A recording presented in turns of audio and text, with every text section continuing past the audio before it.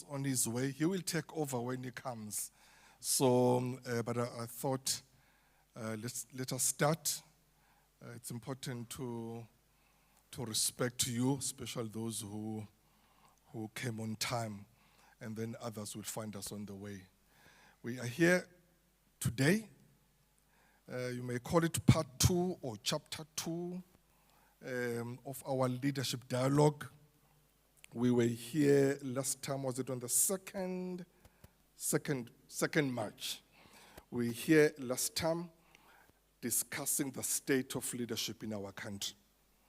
We had a very insightful and informative, thought-provoking session, and we thought it would be important that we continue that discussion.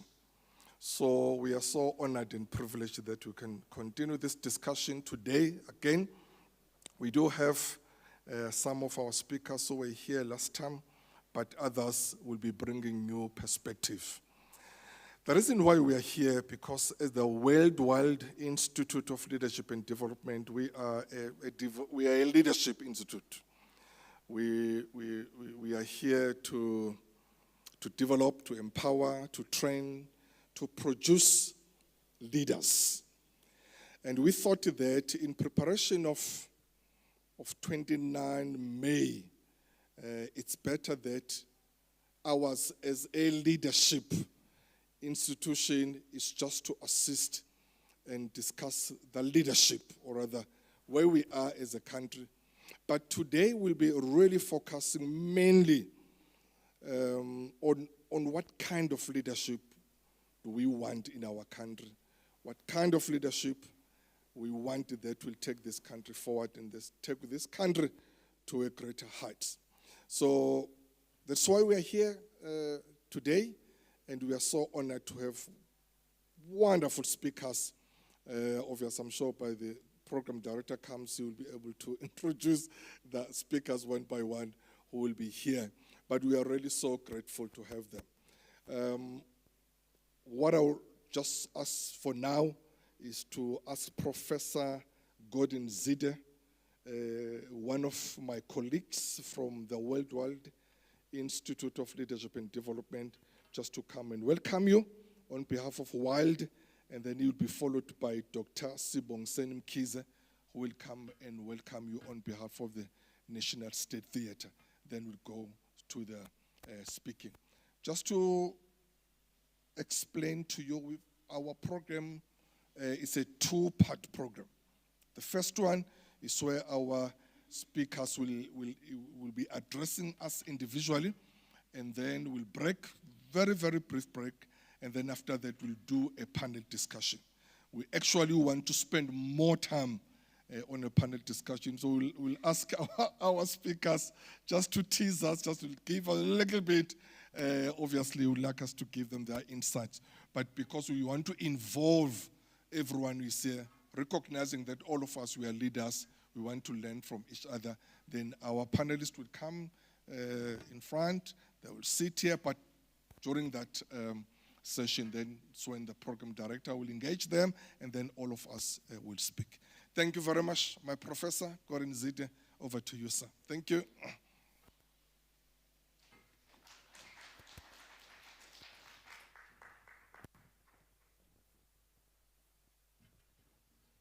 Good afternoon, colleagues. I don't know whether I'm audible enough. Prof. Majola has already welcomed you, but in my isiXhosa language, I would be saying, take off your jackets and feel at home. But before doing that, let me be the bearer of sad news. We learned this morning of the passing on of our father, Ntate Motsoku Pheko, one of the greatest leaders this country has ever produced. And so in respect of his passing on, can we just rise for a minute, bow our heads, and then we'll take it from there.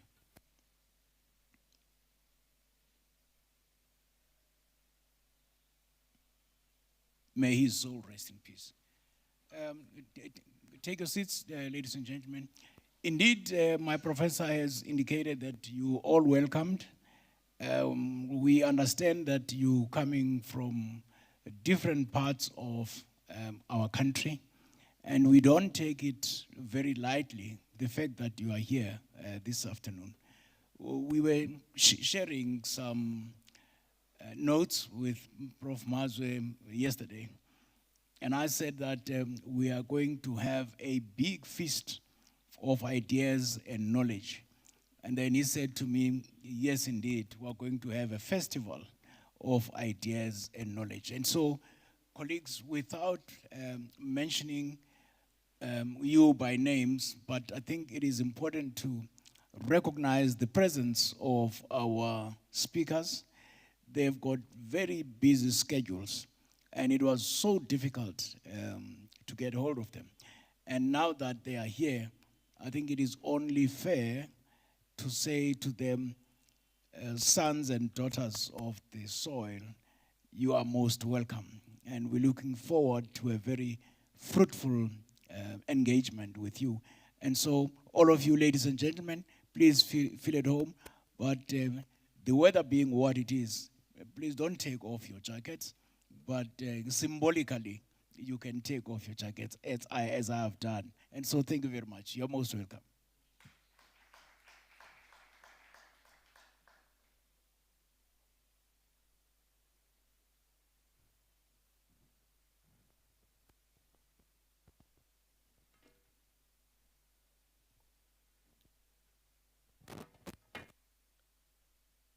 Thank you very much, Prof. Zid. Actually, I shouldn't be saying anything after your warm words of welcome. Prof. Majola, thank you very much for bringing the second chapter here at the State Theatre. I did say last time we met, we had a dialogue on the 2nd of March that as the State Theatre, we are honored to be partnering with the Worldwide Institute of Leadership and Development.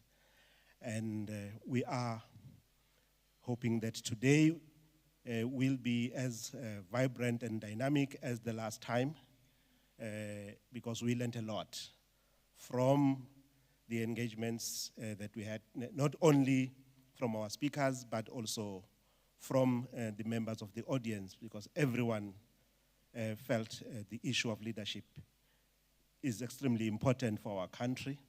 And we agreed at the end of that session that we need to have a second or a follow-up session before the elections with a slightly different question in terms of because on the 2nd of March we're engaging on issues of the state of leadership, but now we are looking specifically on what kind of leaders or leadership.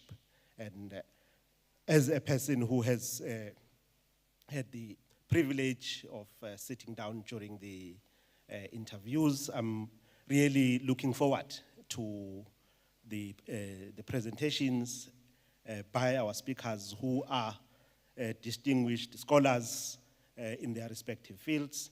And I think we are really going to make sure that our guests today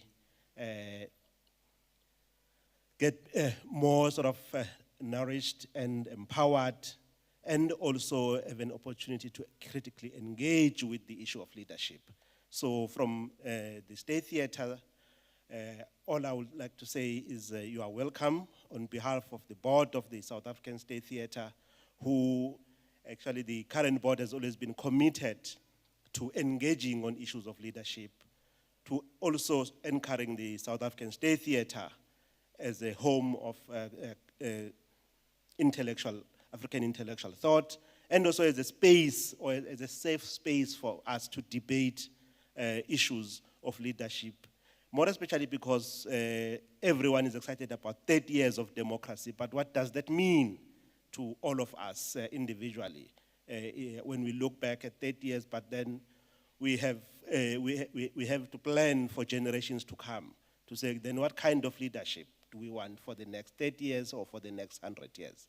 So we look forward to the presentations by our speakers, and all I can say is welcome to the State Theatre. I hope everyone who's here at the end of this would have an idea of what it means to be inside a theater and also come back for other activities or offerings that we offer as a theater. And Prof. Majola has promised me that as part of the partnership, there will be more things that we do together to make sure that we just don't talk about the dialogue, but also to say how we as the theater, in terms of promotion of artistic expression, make sure that the things that we talk about here are also reflected on our stages. Thank you very much, ladies and gentlemen. Welcome to the dialogue.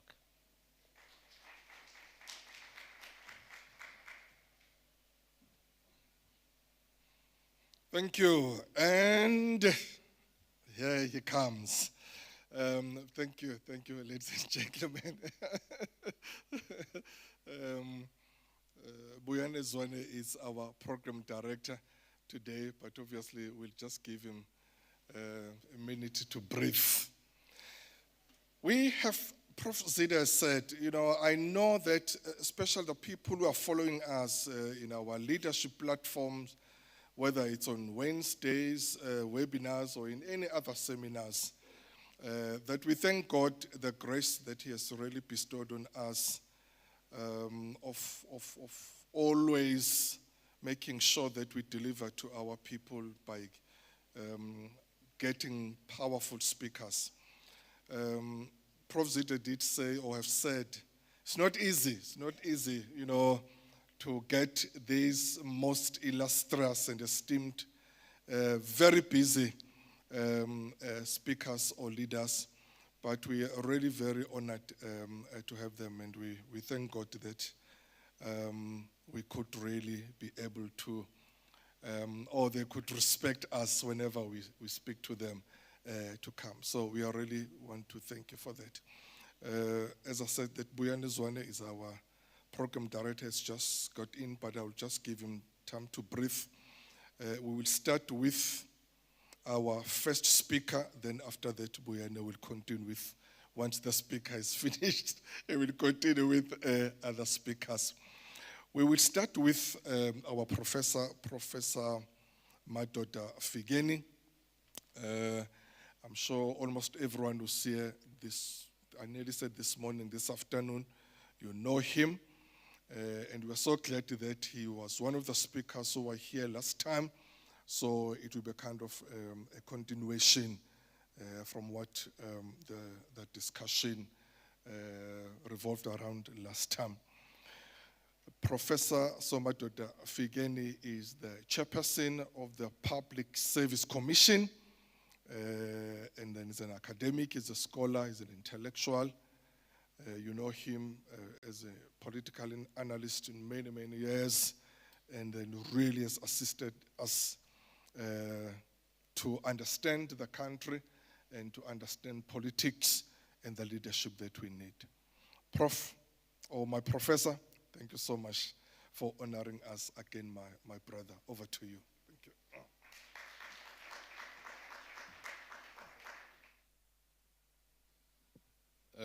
Thank you very much, Professor Majola, and your core leadership. And I also recognize my fellow panelists, and more importantly, the audience. Because without the audience, there is no interaction. You could not have chosen such an important subject, given the crisis that we face today, the subject of leadership. The biggest crisis that we face as a country, that we face as a world, is in many ways fundamentally the crisis of leadership. And we feel it as South Africa more acutely because we were spoiled at one point. Very few countries, even at the point of their struggle for leadership, liberation, or at the point of their transition after liberation struggle. We were spoiled, we had everyone else around that we could refer to. And we had sustained that quality of leadership from generation to generation.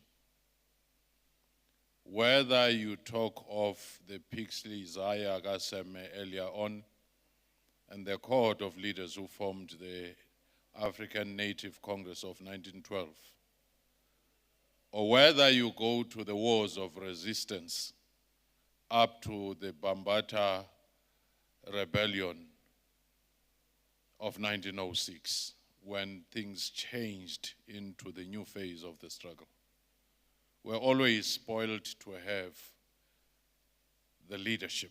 Whether you go back into the frontier wars and you want to check the Ngungwinyanes, the Maqomas, the Sekukunes, the Qejwayas and so forth, we always had very much inspiring leadership. But something happened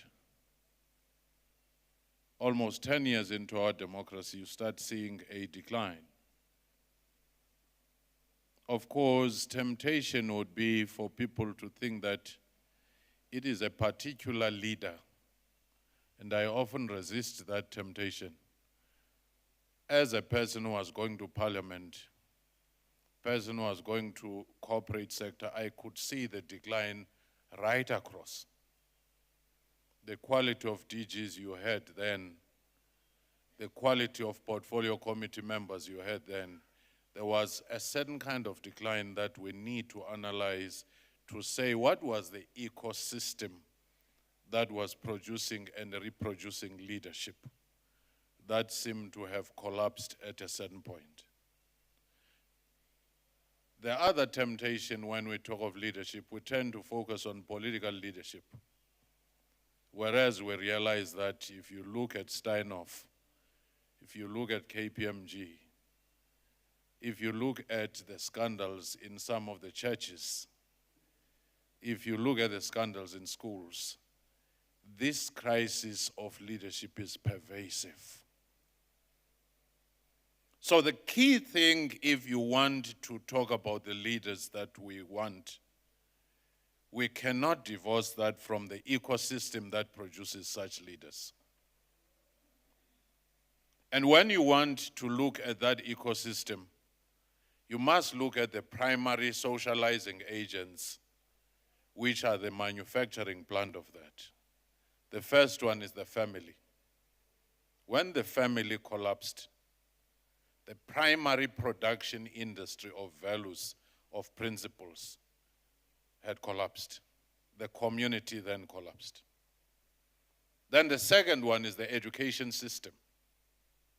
When that too started declining in many ways, even though the intention was well-intentioned to transform, we sort of seem to have thrown the baby with the dirty water at times.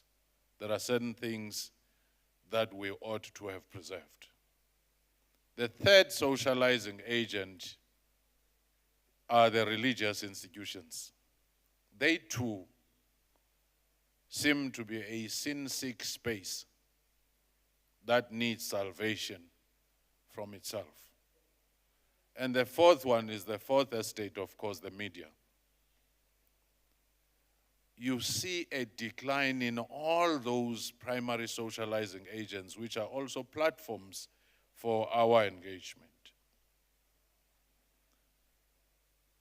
The kind of the attributes that leaders need to have when we say what kind of leaders we need. First, we should look, perhaps before I even talk about that, the reason we can't talk honestly in a balanced manner about leaders and about development in this country is because we're as fragmented as America is. We look at who is saying it, not what is being said. No matter how intelligent, how validated what is being said, because of that, we subsume our intellectual, critical reflection of what is being said into who is saying it. And you can't sustain any intelligent discussion when you look at who is saying it rather than what is being said.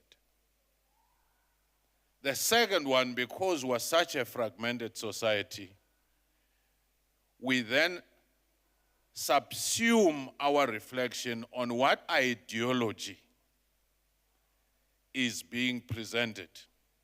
Therefore, even if a leader is fallible, if they embrace the ideology that is closer to my proximity, we are prepared to forego some of their weaknesses. Haven't we seen that with Donald Trump? He can swear, he can dodge tax, he can do anything, but the conservatives say, broadly speaking, he may actually deliver us. All other mistakes he makes, we are prepared to overlook. Sometimes he will swear about touching women in their private parts or anything. The very people who were so conservative, who would have exploded a few years ago the moment you say such things, because they were conservative in terms of values, but they say, well, maybe, yeah, Then the other thing, the third one that has prevented us from reflecting on the issue of leadership. Very few countries I've seen visited are so fascinated by conspiracies like South Africa. Once you throw in a conspiracy, there's no argument beyond that. There's some dark forces, you see, that one, when he stands, he's captured and so forth. So thereafter, you must close your ears and eyes and so forth. So who says what becomes an issue? We would be a leading country in terms of the production of conspiracy theories. It doesn't mean that conspiracies are there, but once they become your daily diet, it paralyzes your thinking, strategic thinking. So what kind of a leader we need? The first one,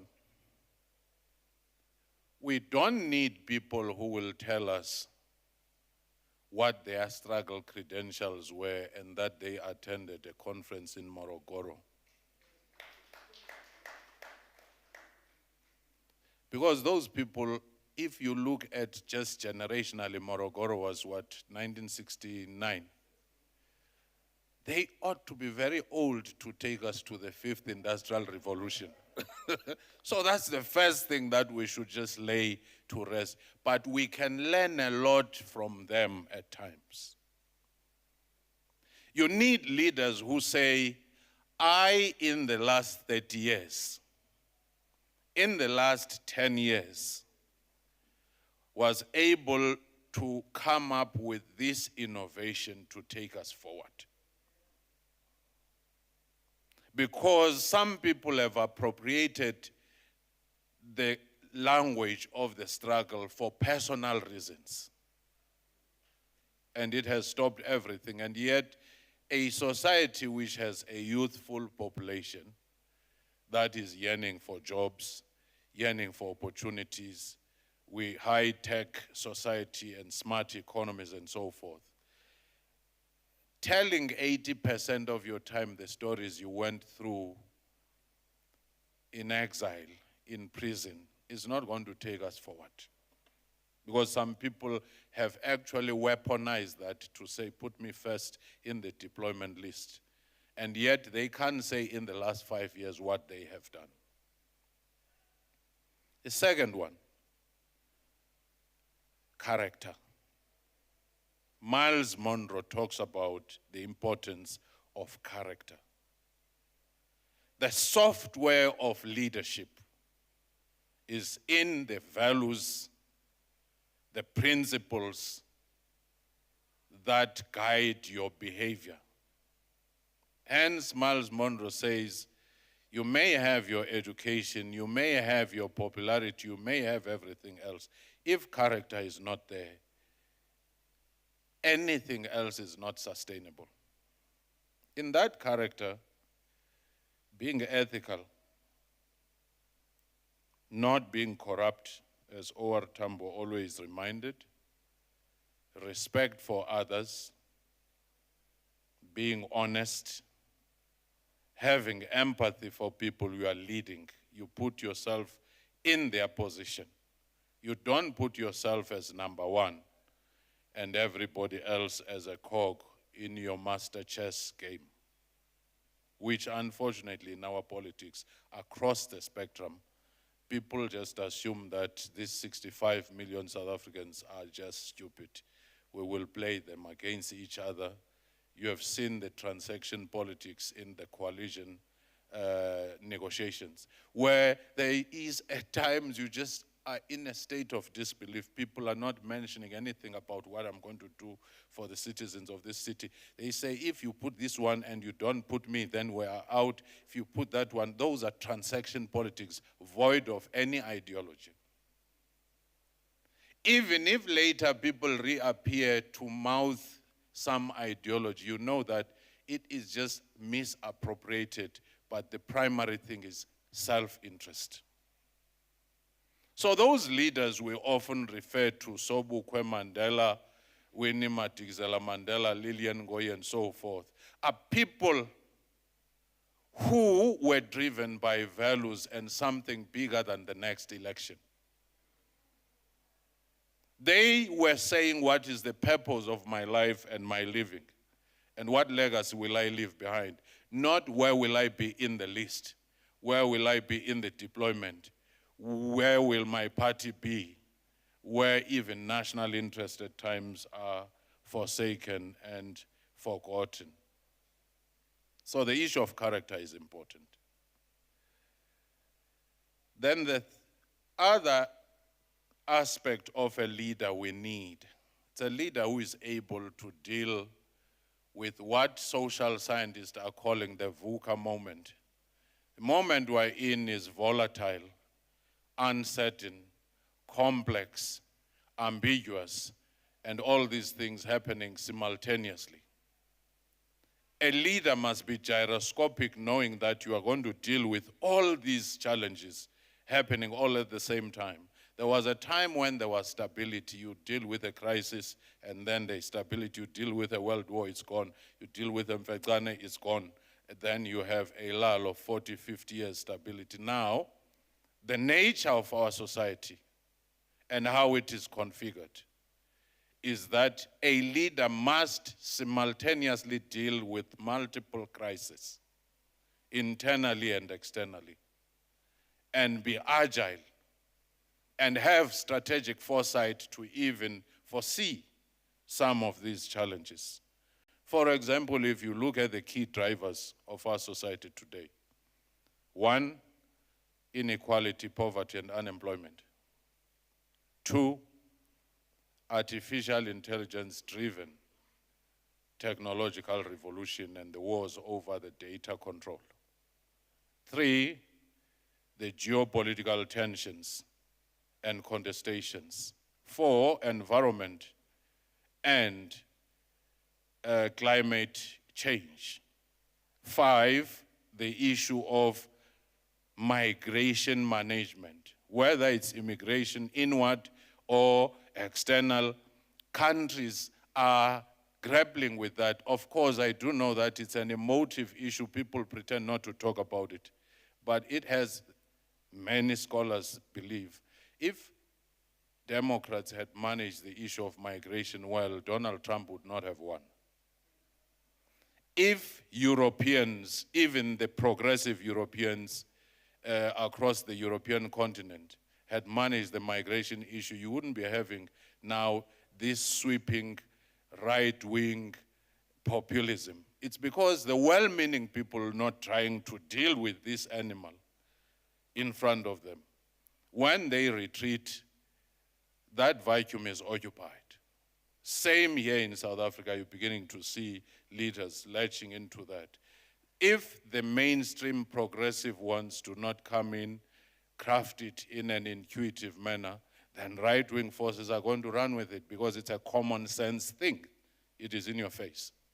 Whether it's a person from Taung, from Vuani, from Lusikisiki, traveling to stay in Johannesburg, to stay in Cape Town, that's your internal migration. You don't deal with it. or it's people from South Asia and people from West Africa, East Africa, or anywhere coming to settle, if you don't deal with it because you want to bury your head in the sand, then people, whatever you are saying, will think that you are just nuts. You can't see what can be seen. So leaders must also be embedded within communities. I think I'll just make that as one point before the last. If you look at leaders such as your Luthuli, Sobukwe, and others, what gave them strength to understand what was happening? It's because they lived among communities. If there was a church, they were part of that. Agricultural association, they were embedded in that.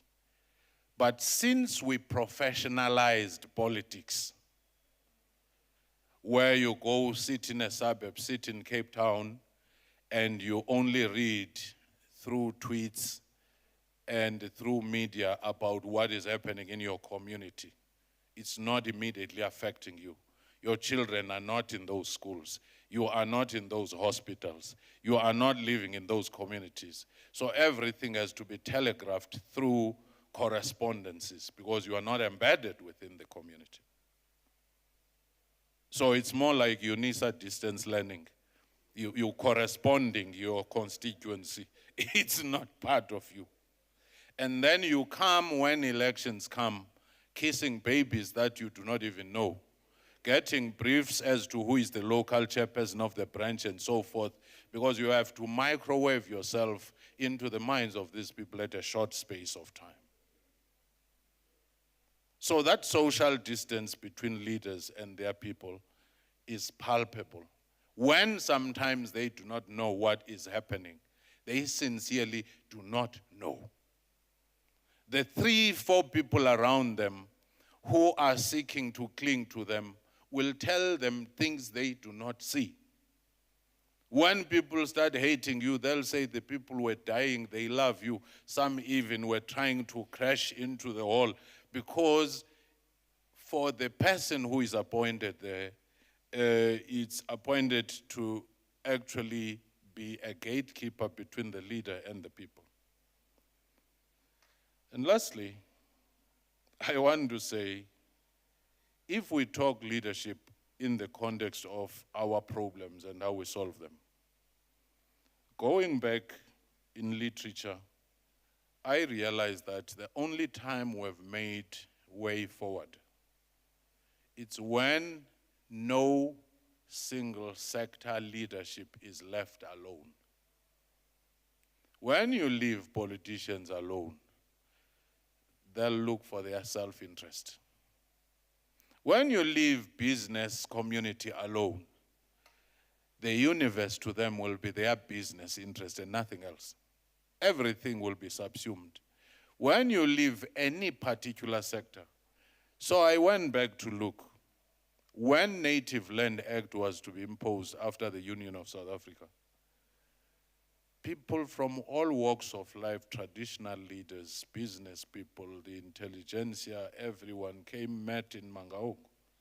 They said, we need to define a new phase.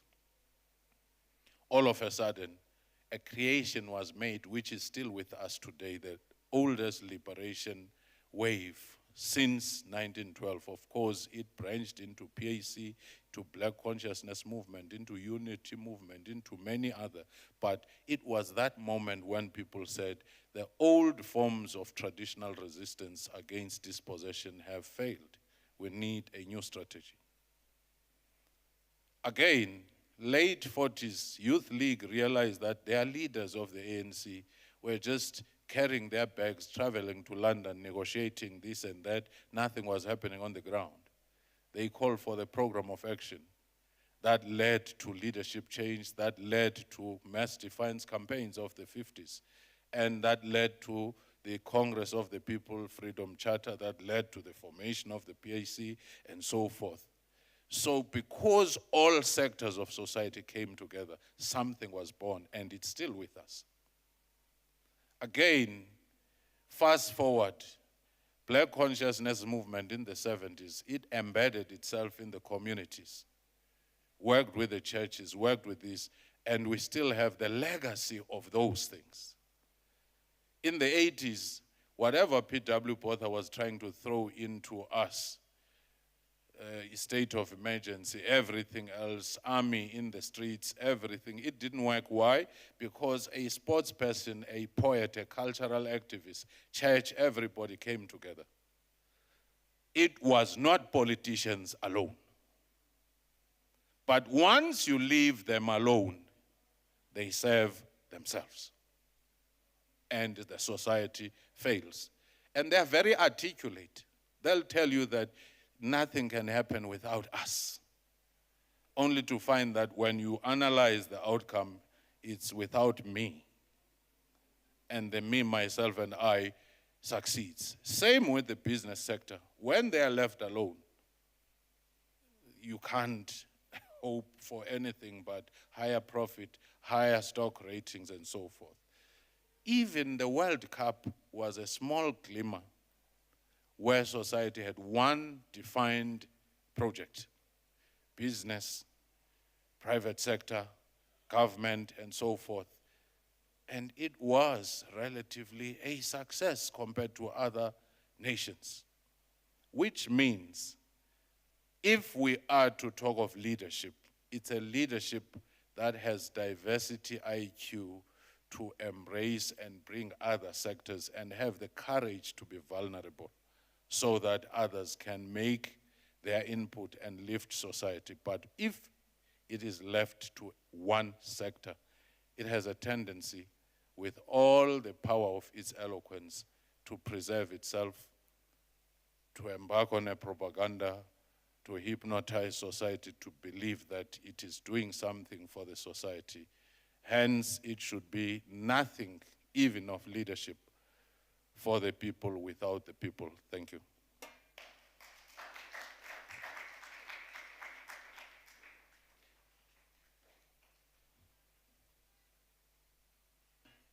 Nyana nyama, siyabonga, enkosi. Good to be with you. My humblest apologies for getting started with you this late. I know for a fact that you have sacrificed a whole lot of things to be here, a whole lot of programs that are running, and you chose to be with us on this one. My name is Buyani Zwane. I hail from Umhlabialingana in northern KwaZulu, Natal. On the 2nd of March, we got started with this chapter 1. And in that chapter, we had 4 speakers. And one of the key speakers could not make it on that day. And we ended up with a grand filler. And the person who became a filler has since become a feature. And he continues to be with us today. So it is interesting to be able to just take into account that our core objective is to be able to establish what is the state of leadership in our country. And it is interesting that we do it at the State Theatre. So we're talking to the state of leadership at the State Theatre. And hopefully it's not all about performance, but it really is about content that we're going to be capturing and receiving today. Having listened to the presentation by Prof, I know for a fact that there's somebody at the back who's just saying, we're done with VUCA.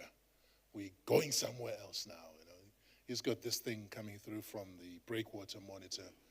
He's got a different language.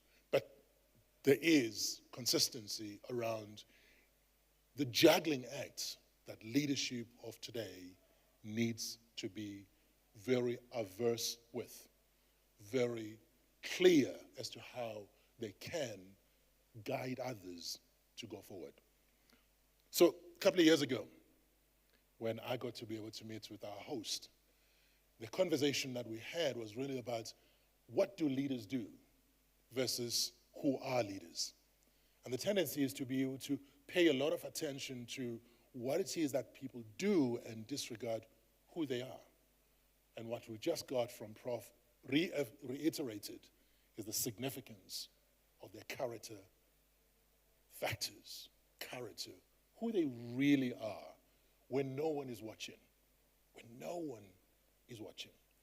So that challenges us to be able to agree or consider, are we leaders right where we are?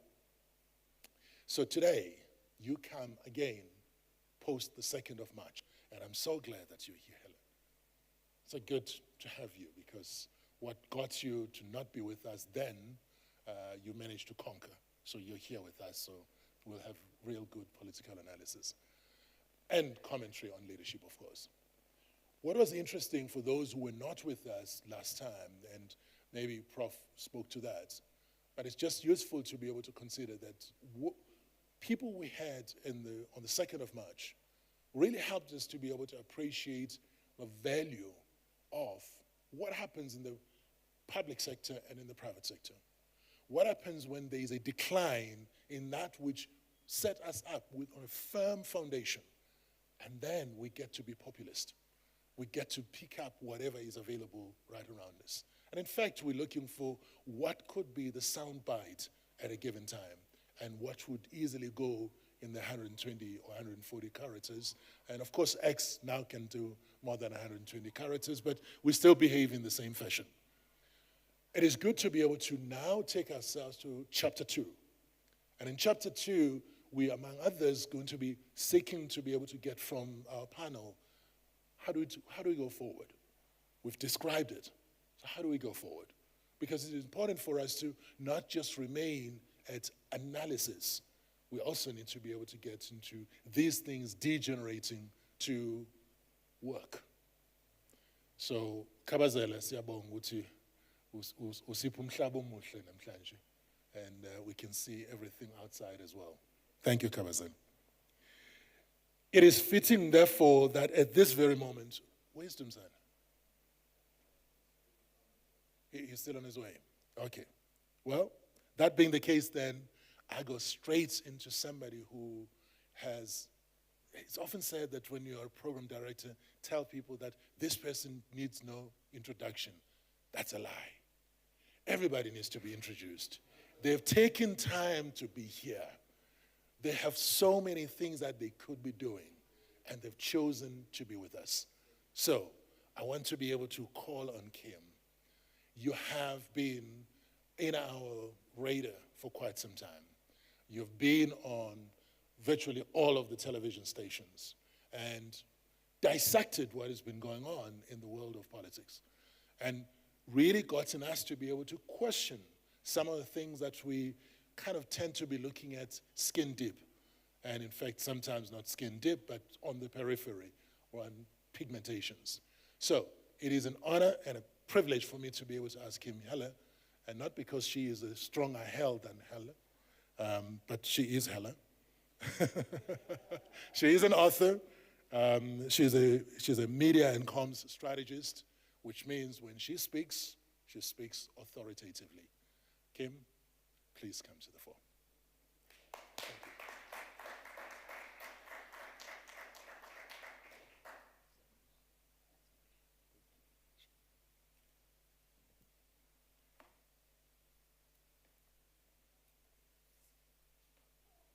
I think for the disadvantaged short people, oh my gosh, I've probably just broken this now.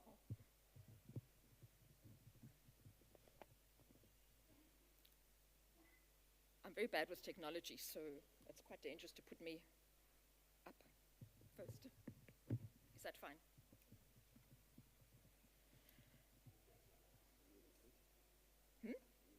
Yes. Hi, good afternoon. Am I clear to people? Thank you for that very interesting and lovely introduction. You know, I was actually feeling in quite a good mood this morning, and I was so devastated to hear the news of Professor Pheko, a man who I can say has influenced my writing and is actually featured in my book. And I had a very small but meaningful conversation with him, and the humility of the leadership that I got from him, I actually feel quite devastated, and my condolences to the PAC and family. It's a great loss. I'd like to, actually, I'm waiting for Dumisani because I want to make a very rude comment about him, but I think let me just, if someone can make me aware when he walks in. But lovely to be with you, and thank you. This leadership forum is a profound one. I'm going to, age sometimes does things to us, so I'm going to use my glasses. Let me start, and I'm perhaps trying to honor the State Theatre as well in what I'm saying and the concept of leadership, and indulge me as I go tell my story. Once upon a time, I think many, many ages ago, ages and ages and ages and ages ago, I'm not sure if I'm showing the impact of how long ago this was, when I was a young child, I was very enchanted by storybooks. And one of the books that was my favorite, and still remains today to the horror of some of my friends, is a book called The Adventures of Alice in Wonderland. And it's a classic. It's perhaps not featured in Africa. It's a Victorian classic, I think written in 1865 by Lewis Carroll. But when I was pondering the topic of leadership, I thought I couldn't find a better book, perhaps barring the work of Dr. Peko and others, but I thought, let me take it into a different dimension. And the story is very interesting of Alice in Wonderland. As in all British novels, it's a little white girl with blonde hair and blue eyes, and she was wandering in a little outside, probably a little field, and she fell down a rabbit hole and landed in this fantasy world. In this fantasy world were animals that talked, plants that talked. There were magic tonics that made her go from very big to very small. And the story is spoken about as a mind-bending, surreal tale. In fact, it's quite psychedelic. So it tells of the world of the impossible. And it's very interesting because I believe that leadership is often about making the impossible possible. But what we found often is that South African leaders are very good at making possible impossible just through their incompetence. So if we look at the Alice in Wonderland, I'm trying to make a connection, if it's not clear, is that we too live in a make-believe land. We live in this mythical nation that we call the Rainbow Nation, where we live in harmony, where we all go to rugby matches and sing De-Stem and the dreadful colonial language of Afrikaans and English, and then we all go home and think we are, what is this ANC slogan? Stronger together.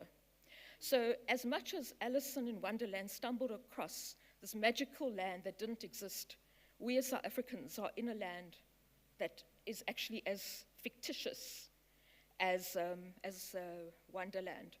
And the sad thing about this is that in 1994, the leadership had an opportunity to turn the most dreadful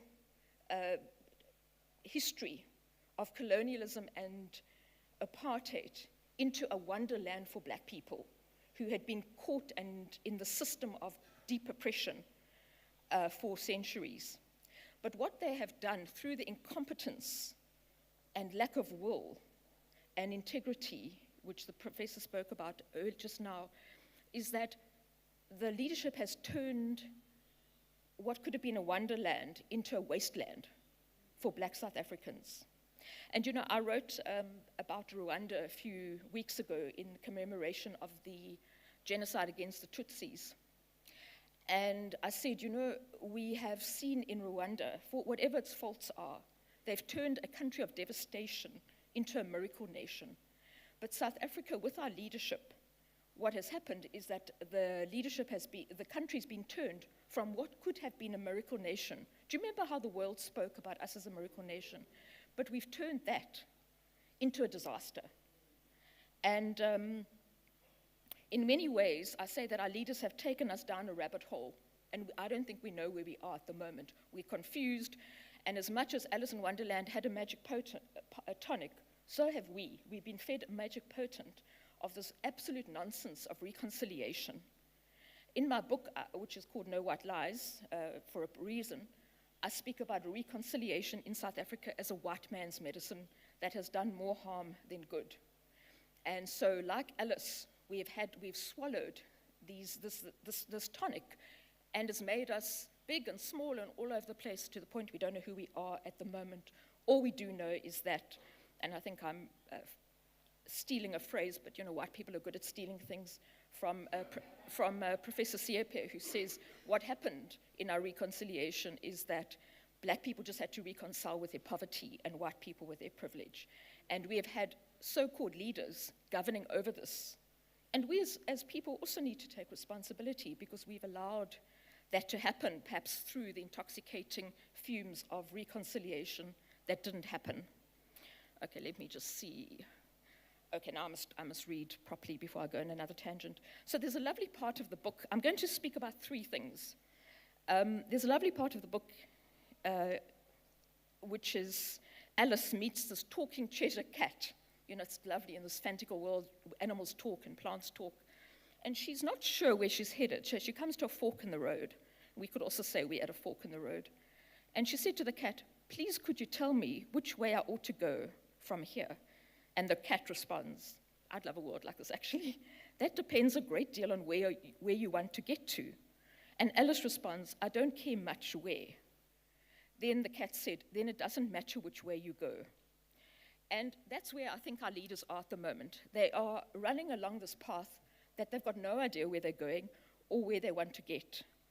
And Lewis Carroll, it's not in this book, but he says, if you don't know where you're going, any road will do.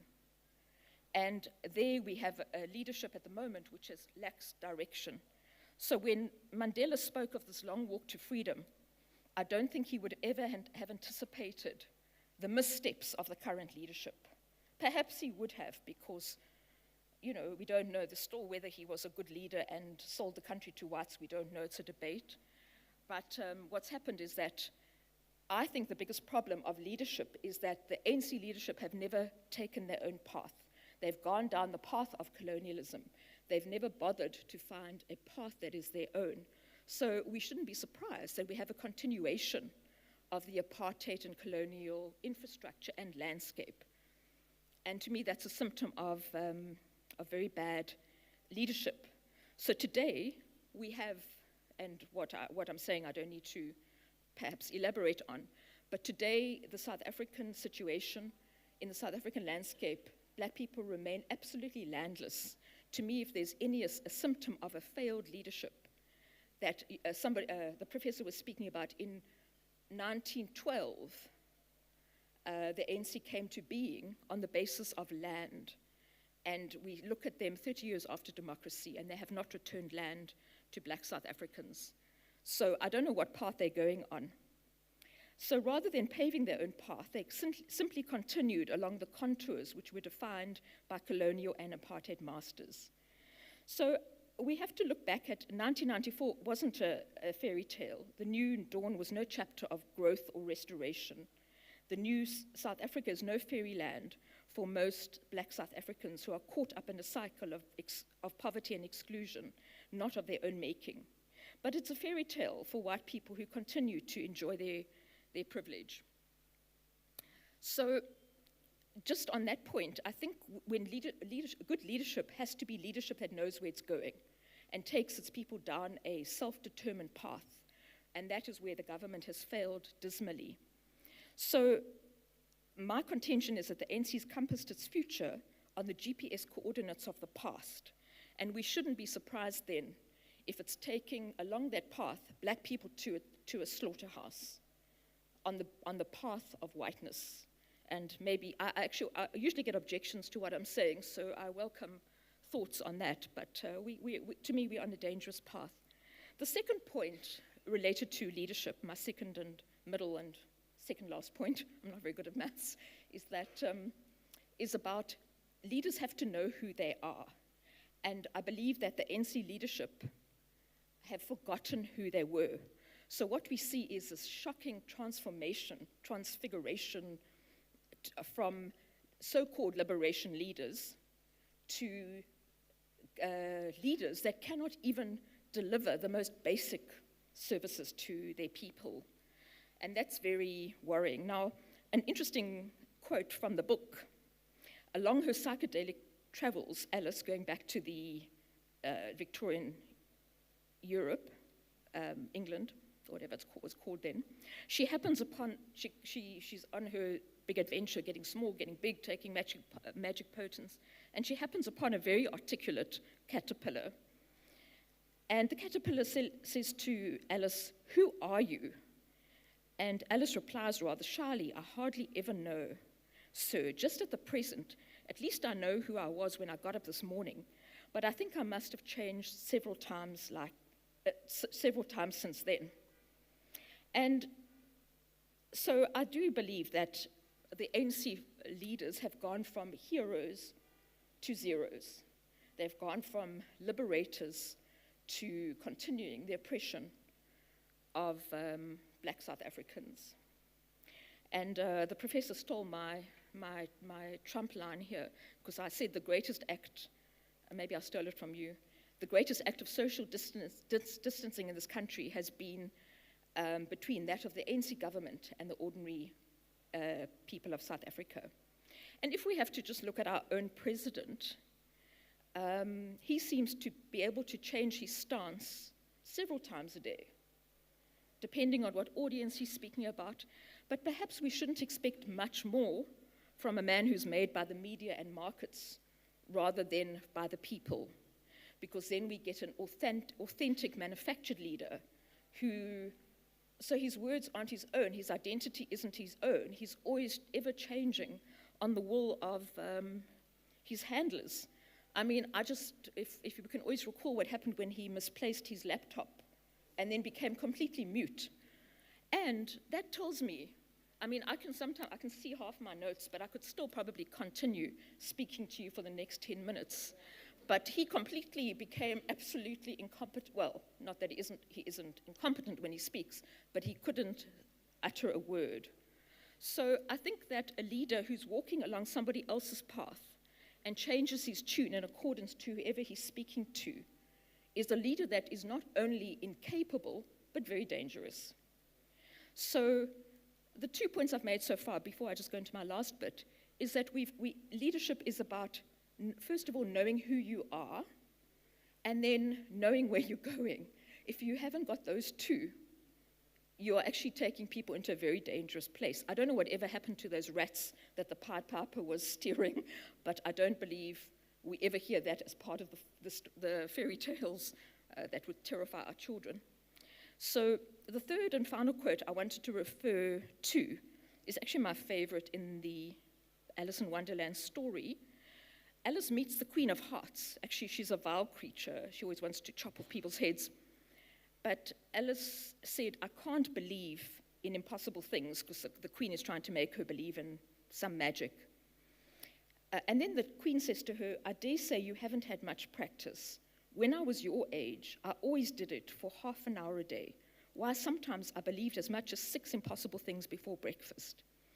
Now, this is a quote that I think is beautiful, because it's all about having the imagination to think and to construct reality differently. Now, if we look at where we are 30 years into democracy, we are proud of place in the world's statistics as the most unequal society in the world. And I believe now we are amongst the top, if not the top, in terms of unemployment rates. I saw some statistics this year. And we have to look at our leadership and say, does this leadership have the imagination to change the trajectory? Does it have the imagination to make the impossible possible? But as I was saying at the beginning, we have a leadership who's making the possible impossible because they can't even fix toilets. But we expect them to do high-level stuff. You know, I'll come to that in a moment. So I think we have to question whether the ANC, the government of the day, has the ideological capability or agility to take us into a place where it is possible that a black child has his own land, that a black child isn't treated like a second-rate citizen in his own country, that a black child is given the opportunities to learn and speak in his own language at school.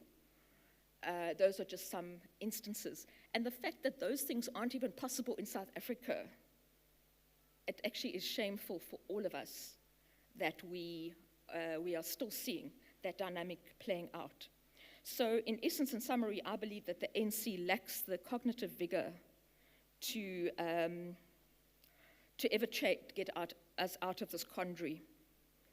And I wanted to actually just, I was saying at the beginning how I was so devastated to hear about the death of Dr. Peko, and you know, I've really quoted him extensively in my writings, and he spoke about the Freedom Charter as the freedom cheater.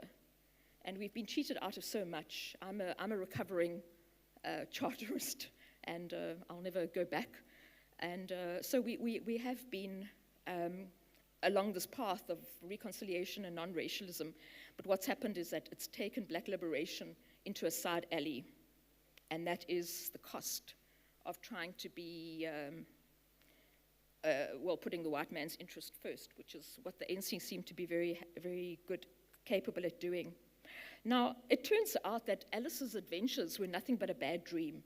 So as, you know, white people, there's always happy endings for them. So she wakes up and she's all fine and she's sitting on her little rose garden out of the rabbit hole, and she discovers it's all just a bad dream, and she can keep this in her memory. So we have to ask for ourselves, for South Africa, how's this going to end? Because for now, I don't see a happy ending. I see a nightmare that we're still very much part of. And rather than South Africa being a land of milk and honey, it's been a continuation of apartheid under a different name in many respects. And within this, I think we all have to also consider what our culpability is to make sure that we don't continue in this dreamland and we wake up tomorrow and we see we're still caught in a nightmare that we could have prevented. And sorry, I'm a writer. I just wanted to end with a beautiful quote from Lewis Carroll. I'm sorry, he's an old white man who's now dead, but I still think that he has some interesting things to say. And he says, and I think just to stress the point of culpability, he says, our lives may be no more than dewdrops on a summer morning, but surely it is better that we sparkle while we're here. So, thank you so much.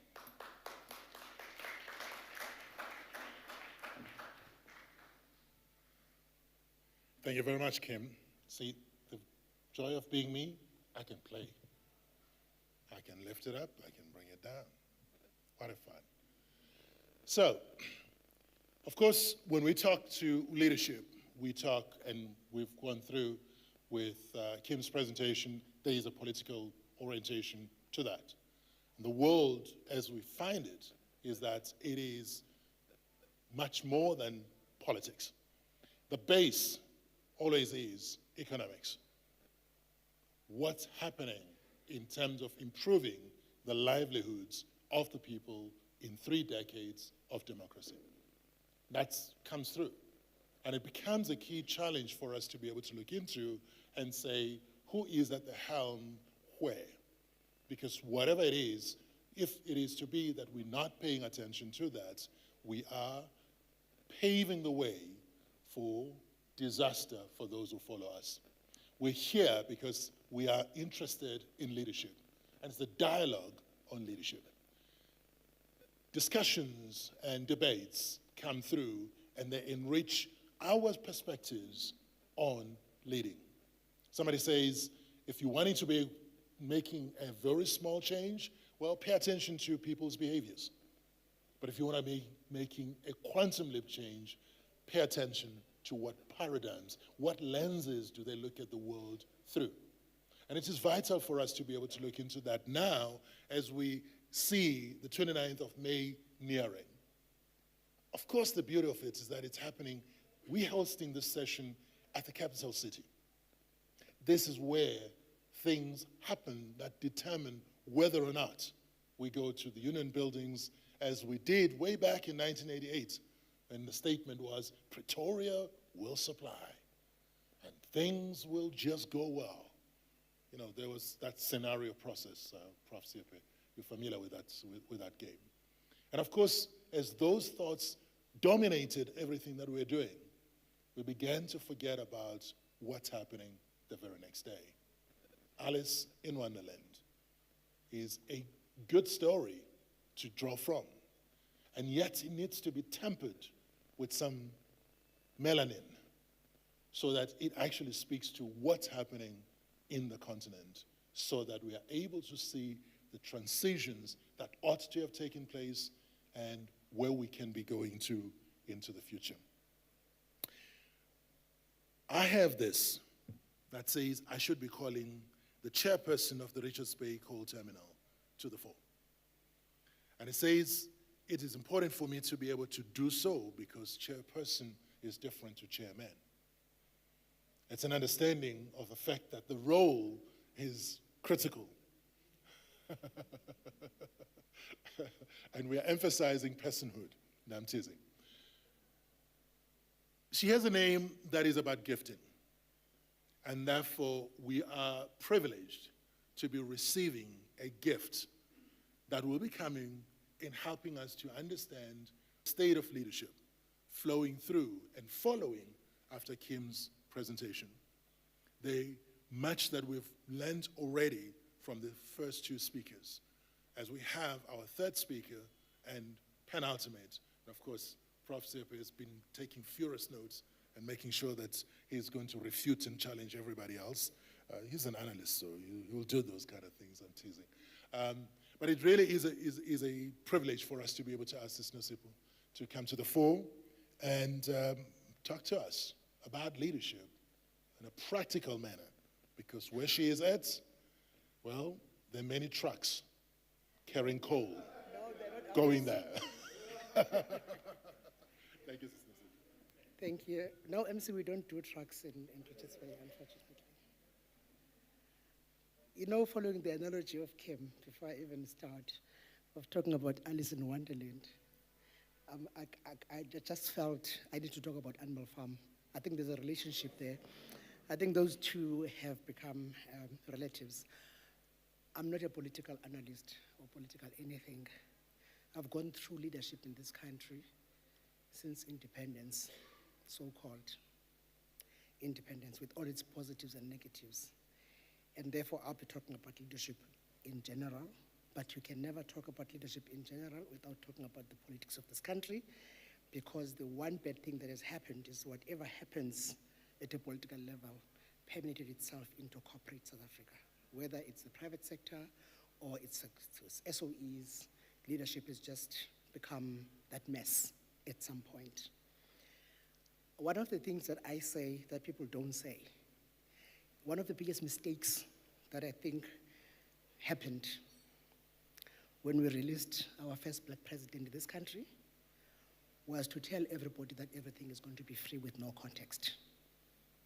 Because that is tempered with what democracy means and what is this democracy without tough decisions.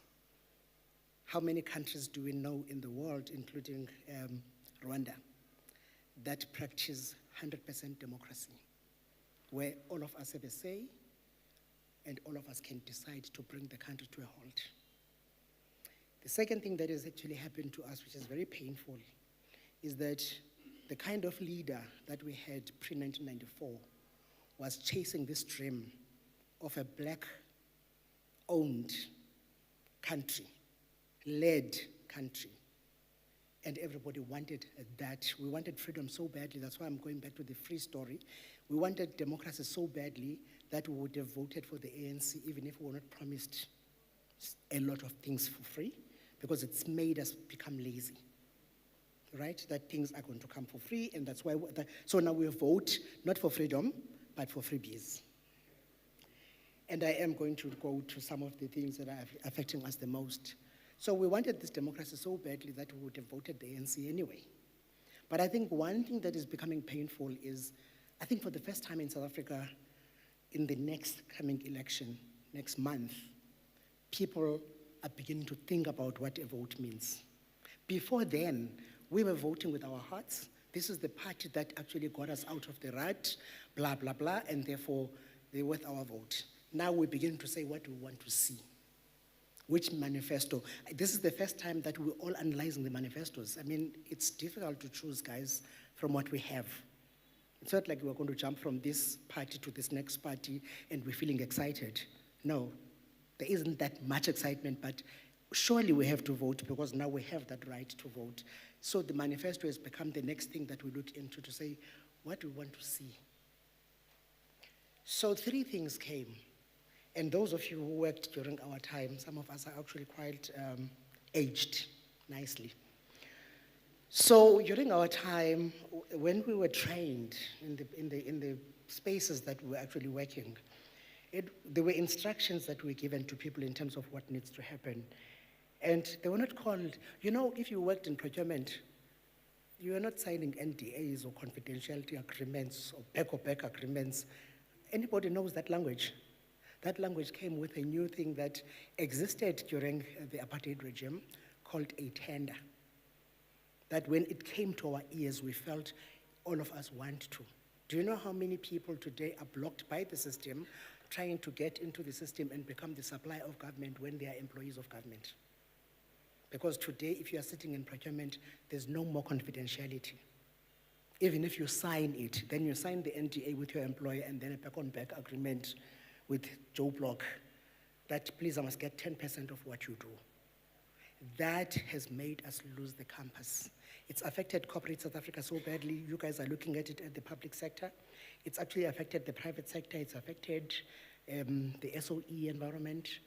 And everybody wants to have everything, and they want it now, and it's not the land.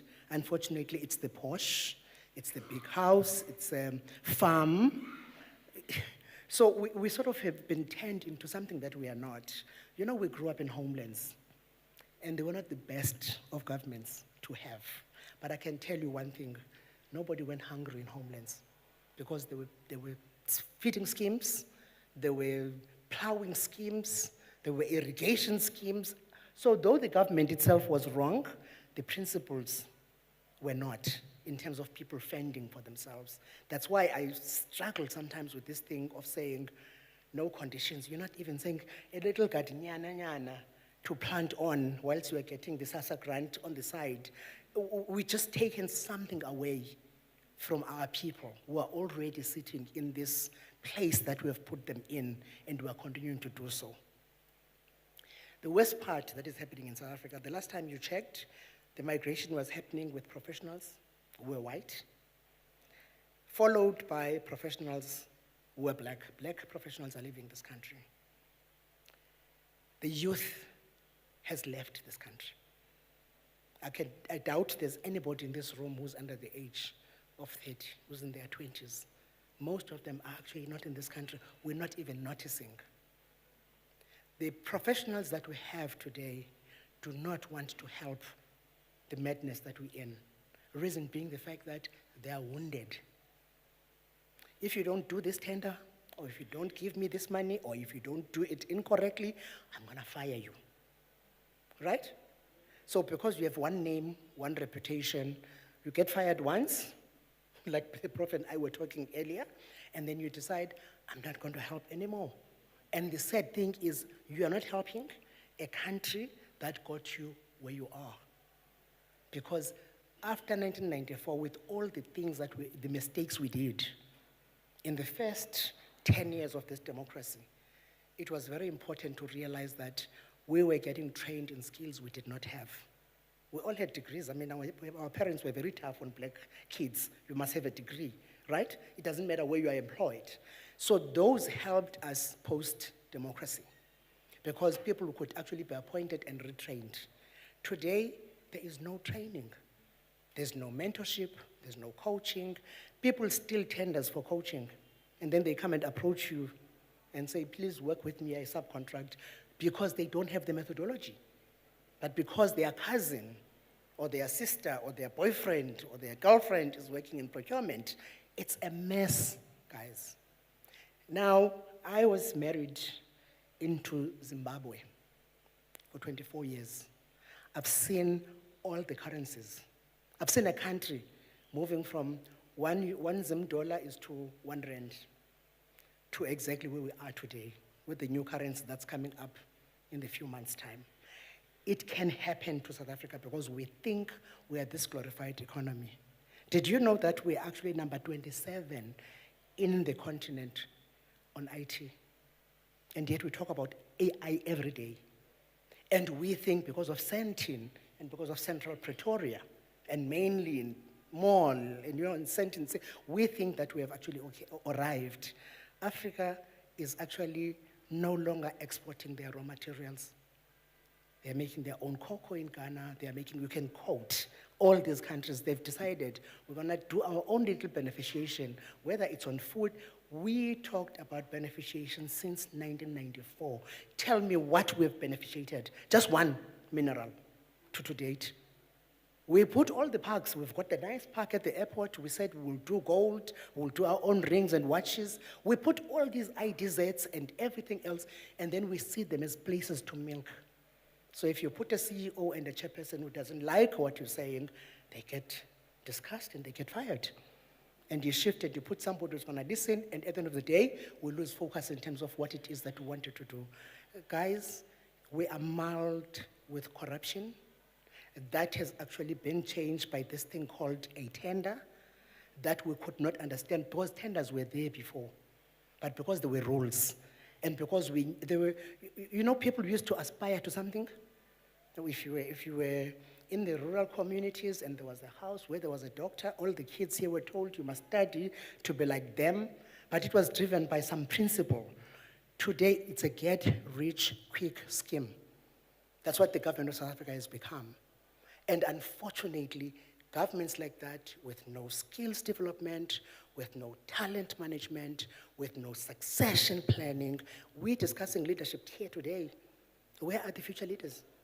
We're talking to ourselves, right? We're talking to ourselves and it's pain that makes us do this. So I always say to the prof when I tease him, because we've got these Wednesday sessions, that we're talking to ourselves as leaders, trying to convince ourselves that it can be done, but the people we're supposed to convince are not in the room. Politicians do not attend. The youth is not here. So it's like Women's Day. You know, Women's Day, all women come together and say, hey, men, how are we gonna deal with them, right? But they're not here, so they don't know what pain we are going through for them to be able to help. And therefore, the social cohesion is completely destroyed because we've moved to a country where the haves have health, and the have-nots have just gone down. And as a result, we're in a society where people are that unequal, you are not going to hear each other. So therefore, now the people are in the streets, they're not necessarily listening to the leaders and not hearing anything the leaders are saying. People only jump when they hear that these rallies that you're talking about, Prof. The people come to the rallies because they want to hear what the ANC is going to offer in the next bit of elections. And then they hear new names, and then they go and say, can you explain to me, how do we actually get money out of it? That's a language. How can we get money out of this? So for me, what is the definition of a leader? And a leader, you can't go out and say you're a leader. I can't claim that. Leadership is how you walk your talk. You can't put rules and then break them. But you know that you can't put the wrong rules, right? So now your job compels you to bring up some stories in terms of how this should happen, and then you go into people's homes at night to say, a tender is... It's the first time that you actually see tenders that are coming out that are not on the paper, that are being discussed to the level where by the time they come out, people are ready to submit. So what happened to that confidentiality that we're trained to as leaders to say, if you are carrying this is so important, it's people's cargo. And therefore you must carry it with care, and you must just make sure that you don't, now we'll go home and say, hey, there's a tender coming for coal. I come from the coal environment. There's a tender coming from coal, we're looking for this spec, that spec. So people are talking about it already, looking for where they can find it, negotiating the price because they know what the price is. How are you going to get it right? So the problem that we have is starting with self. It also continues with the fact that we need to become, I don't want to call it ambition, because this is not ambition, this is chaos. And we are just going down the train. We think that Kigali has got some democracy. No. People think that autocratic governments are cruel governments. Yes, maybe in the past, but to be honest with you, I don't necessarily subscribe to what happens in the UAE 90% of the time, but to be honest with you, there's order. I don't necessarily subscribe to what happens in Asia most of the time, but there's order. Can we just pick the things that are orderly, that we can put together and make sure that we don't necessarily abuse people, but we put rules, we put instructions, and we follow.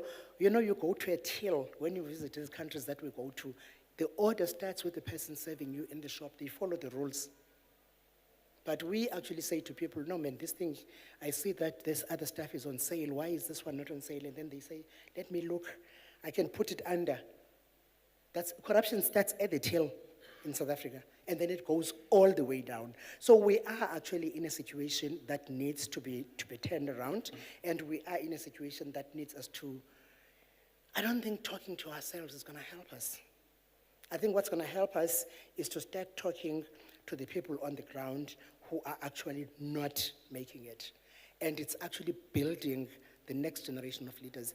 And I know, and I say this, and I know it's controversial, so some people can actually kill us, but I sort of started working in corporate in the late 90s, post-independence. Before then, I was like working in the formal sector, like accounting firms and all those things, but to work in corporate, it was so serious that you would actually be put in a position of leadership where they know that you don't know much about this space, but there isn't much to choose from, and therefore they surround you with people who are going to make sure that they develop you, and there's going to be a development plan, and it's going to include you going to benchmark and see what other countries are doing so that you come back and be ambitious to do it in South Africa. Today we take you raw, we make you a mayor of Butterworth, and we say, make it happen. And then you get there and you say to your cousins, hey, the budget there is 20 billion. I'm controlling 20 billion, right? That's all you think about. Nobody has helped you to understand that there's processes that are followed to actually get to how to spend 20 billion to build the bloody road. Right? Excuse my language. But basically, that's what we've done. It's not like our people are stupid. It's because nobody cares about what you do when you are put in that position. And I think the question that we're asking today is to say, how are we going? I hear the question says, what kind of leadership are we looking at? And I see the question says, what type of leader do we need today? And I think we're asking this question pre-elections. I think we should be asking this question throughout, because it's not just the party. It's leadership across the spectrum. I mean, if you look at corruption, the biggest corruption happening in this country is not in government only. It's happening, I mean, Steinhoff, somebody quoted Steinhoff, and it's been happening over a period of time, because everybody is just saying, it's easy to flow, let us flow. And we are indeed flowing. But we need to start education programs. We need to start the whole question of skills. I think people take it light because everybody says skills development. A friend of mine was telling me that she works in a place where they spend 5 billion rands buying iPads. 5 million rands buying iPads. And then they spend another, but when you put it together, it builds. And then there's training for using these iPads, and then there's training to use emails, and then there's training, and all of these people are already knowing all of this. Where does this money go? To the pocket, right? So this whole thing of we all want to drive a Porsche, we all want to live Porsche, and we don't want to work hard for it, is becoming the biggest problem. And that's what we need to deal with, because what is changing our country is the fact that the people who were fighting for this democracy, there was no money to be chased at the time. There was no tender. They were fighting for a government that is ruled and run by black people. Today, we're chasing money. And therefore, there's problems. There's fire all over. So I just wanted to say, what kind of leader then are we looking at? And I think it's the leader who walks the talk. It's the leader who is willing to be truthful and stand, even if that's going to bring wounds. Remember when I started, I said, most people who have left this country, professionals, most people, even sitting in this room, are so wounded that they'd rather start their own little things and do them until they work, because they will not help this country that helped them to get here, because we have become so abusive as leaders. I've got the power. If you don't do what I tell you or do as I say, you are going to pay. And where is it going to stop? Where's the empathy? When are we going to start working around the fact that teams will work and rally around you because they're happy to assist you. They're happy to work with you as a leader. They look up to you, not to your belongings. They look up to you and they would want to, the type of leader, and you know, people keep saying this thing about Mandela, that he sold us to the whites. I don't want to argue politics because I don't know them. All I do know is that most of us got into this excitement because there were leaders like them, not just him. There were leaders like them. And the reality of it is that they were pushing hard because they wanted our recognition as black people in our own country and our own land to happen. As opposed to taking the baton, what did we do? We got into the positions and then himself stood there and said, I know I'm seconding this one now to go to business. And then this whole thing of people supporting and this democracy that is now marred with apartheid in it started. Because we were supposed to stand and look at democracies that actually worked and see what can work for a population and a country our side, because there's no one size fits all. But we did what? We listened to Abelungu and then they start saying, hey, kunamathenda lava. Siyafuna pha a billion, sokunika 20%. Today, everything that you fight for in government has got a 20% connotation in it, or a 40%. Nobody thinks overheads, nobody thinks revenue. So this whole thing is actually in the head and it's rotten from the top and it needs to change there. But where is our hope? I know we talk about the ANC government because that's where we are in the last 30 years, but I keep looking and saying, what is the alternative? What is the alternative? Because the very people who are saying we're alternatives are also implicated. When they come in, they're fighting for this thing. Once they sit with the 30 billion, that's how with mayor scenario, then they think, I should actually be in it as well. So we're actually then we're in a rut of sorts. And we write books, nobody reads them, Prof, by the way. No, I'm telling the truth, guys. We write books, it's boring for people. They say, no, we want them on voice now. What do we call that voice thing? They want, yes, that's what they are now. Yeah, exactly. So they'd rather listen to TikTok. They'd rather listen to anything that's an alternative, because you put all your advice and all your mentorship and all the coaching and all the things that you went through into a book, and nobody has time to read because the tenders are closing by midday on Friday, right? And I've already made my order for my new car. Yeah, I've already made the deposit for my brother's house. And you know, I'm going to say something that's very, very controversial about us black people. I always say that the apartheid regime, they obviously chowed money to death. But you know the advantage they had? There were only 2 million. We are bloody 57 million. So for every cousin that you have, Kim, I have 20, right? For every cousin you have, I have 20. So if I have to enrich all my cousins to meet your one cousin, you can still build the road. By the time I get to the actual road, I can't, because I've had to make sure that everybody has a Porsche, everybody has got a double-story house, everybody has got all these things, and the kids are all in private school. You know, when we grew up, our fathers used to go and teach us in our schools. They would actually make an effort that my kids come to my school.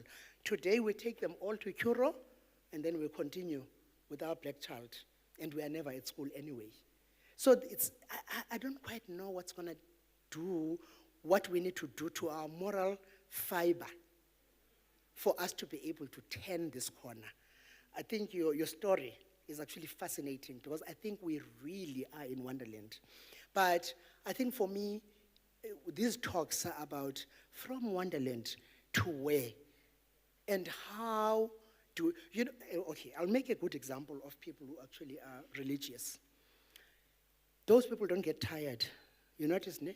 They'll go every Saturday, they'll go to the streets, they'll get into the buses, they will preach the word of Jesus. They'll go to the stations, they'll get into the trains, they will continue preaching, even if they turn one person, but they're still doing something. Probably we need that kind of mentality to actually get our people to come back. Because now the value of education is gone, the value of skill is gone, the value of tender has gone up, because the value of possession has gone up, and we are prepared to die for the latters. The latter things we are prepared to die for, because I want it because he has it. Yeah? If you are carrying this bag, I also should be carrying it. If you have this, it's no longer, the guy next door is a doctor. The guy next to him is an engineer. If you remember where we come from in the rural areas, and everybody looks up to those people to actually try to be something. Now it's the guy next door has how many cars? The guy next door has got this big house, and they've built another one, and they've bought a farm. There's something new that our politicians have adopted. A politician without a farm. And I suspect, I do have a suspicion about this thing. It's also I think it's in the mentality of leaders. Maybe don't blame them completely. Because whenever we see a white man begging in the street, people don't want to give them money because they say, why are you begging? Where were you when your grandparents were chowing? And it's unfair, ne? Because maybe their grandparents were just working in the railway like me. And making an honest living, and therefore when they died and the pensions were gone, this is their reality. But maybe leaders are saying, I don't want my children to actually go through this. And then people will say, hey, your father was a minister of something, why don't you have a farm? Because I just don't know about, before Palapala, the farms have been a fashion. If you don't have a farm, I don't know what you are doing in politics. My biggest worry and my biggest concern, I'm not going to spend too much time because I think you've touched a lot on the ethical things, and we're talking about the ethical lapses that are happening, the nepotism, the fact that we can't just help as a leader, we can't just help people in general because we have to do it for ourselves. Everything is about us. It's actually caused a lot of chaos out there. So people now don't know who to believe. People who are going to vote the ANC again now, most of them are saying, because most people are saying, we're not voting the ANC, and people saying, we'll vote the ANC because we don't know if we'll get the tenders if we don't go to them. People can't go back to the white monopoly capital because they feel like that's where we were abused. So there's quite a number of noises, and noise with no control is a problem. So leaders who are supposed to be controlling the narrative and driving it in particular directions for people to have a sense are not happening. I was in South Korea last year, early this year. And my daughter, part of the youth that left the country, and what actually amused me the most was the fact that still every boy at 18, doesn't matter what you do, they go to the military. All of them are wearing their uniform in town, wherever. It's a form of discipline that is created that brings you to yourself. I think here it's initiation schools, but we have changed that as well now into celebrities. Professor Somatelo Fikeni, now we're running as women, we're running those. I don't know where you guys are, yeah? And we claim you're absent. So leadership, and you talked about family values. That's why I'm going back there. That this thing is eroded all over because there isn't a consistent message that is coming from the top that then goes into the layers to actually help us get into a particular direction, right? So it's an amoeba at this point in time, so everybody chooses what they like. So in corporate, we feeling exactly what is felt politically. Now, I always laugh when politicians are complaining about these things because I'm saying you have the power to change it. You put the rules. Now it's worse, we're going through the reforms. This is the third cycle of reforms that I've seen in this country since my working life, and I've been working for a while. In each reform, the excitement I'm not hearing is where is it going to put South Africa in the map so that we can compete with the rest of the world. I hear what privatization is going to bring and what consortium can we form to make sure that we don't lose out. So the spirit of me, and benefiting me is becoming more and more stronger.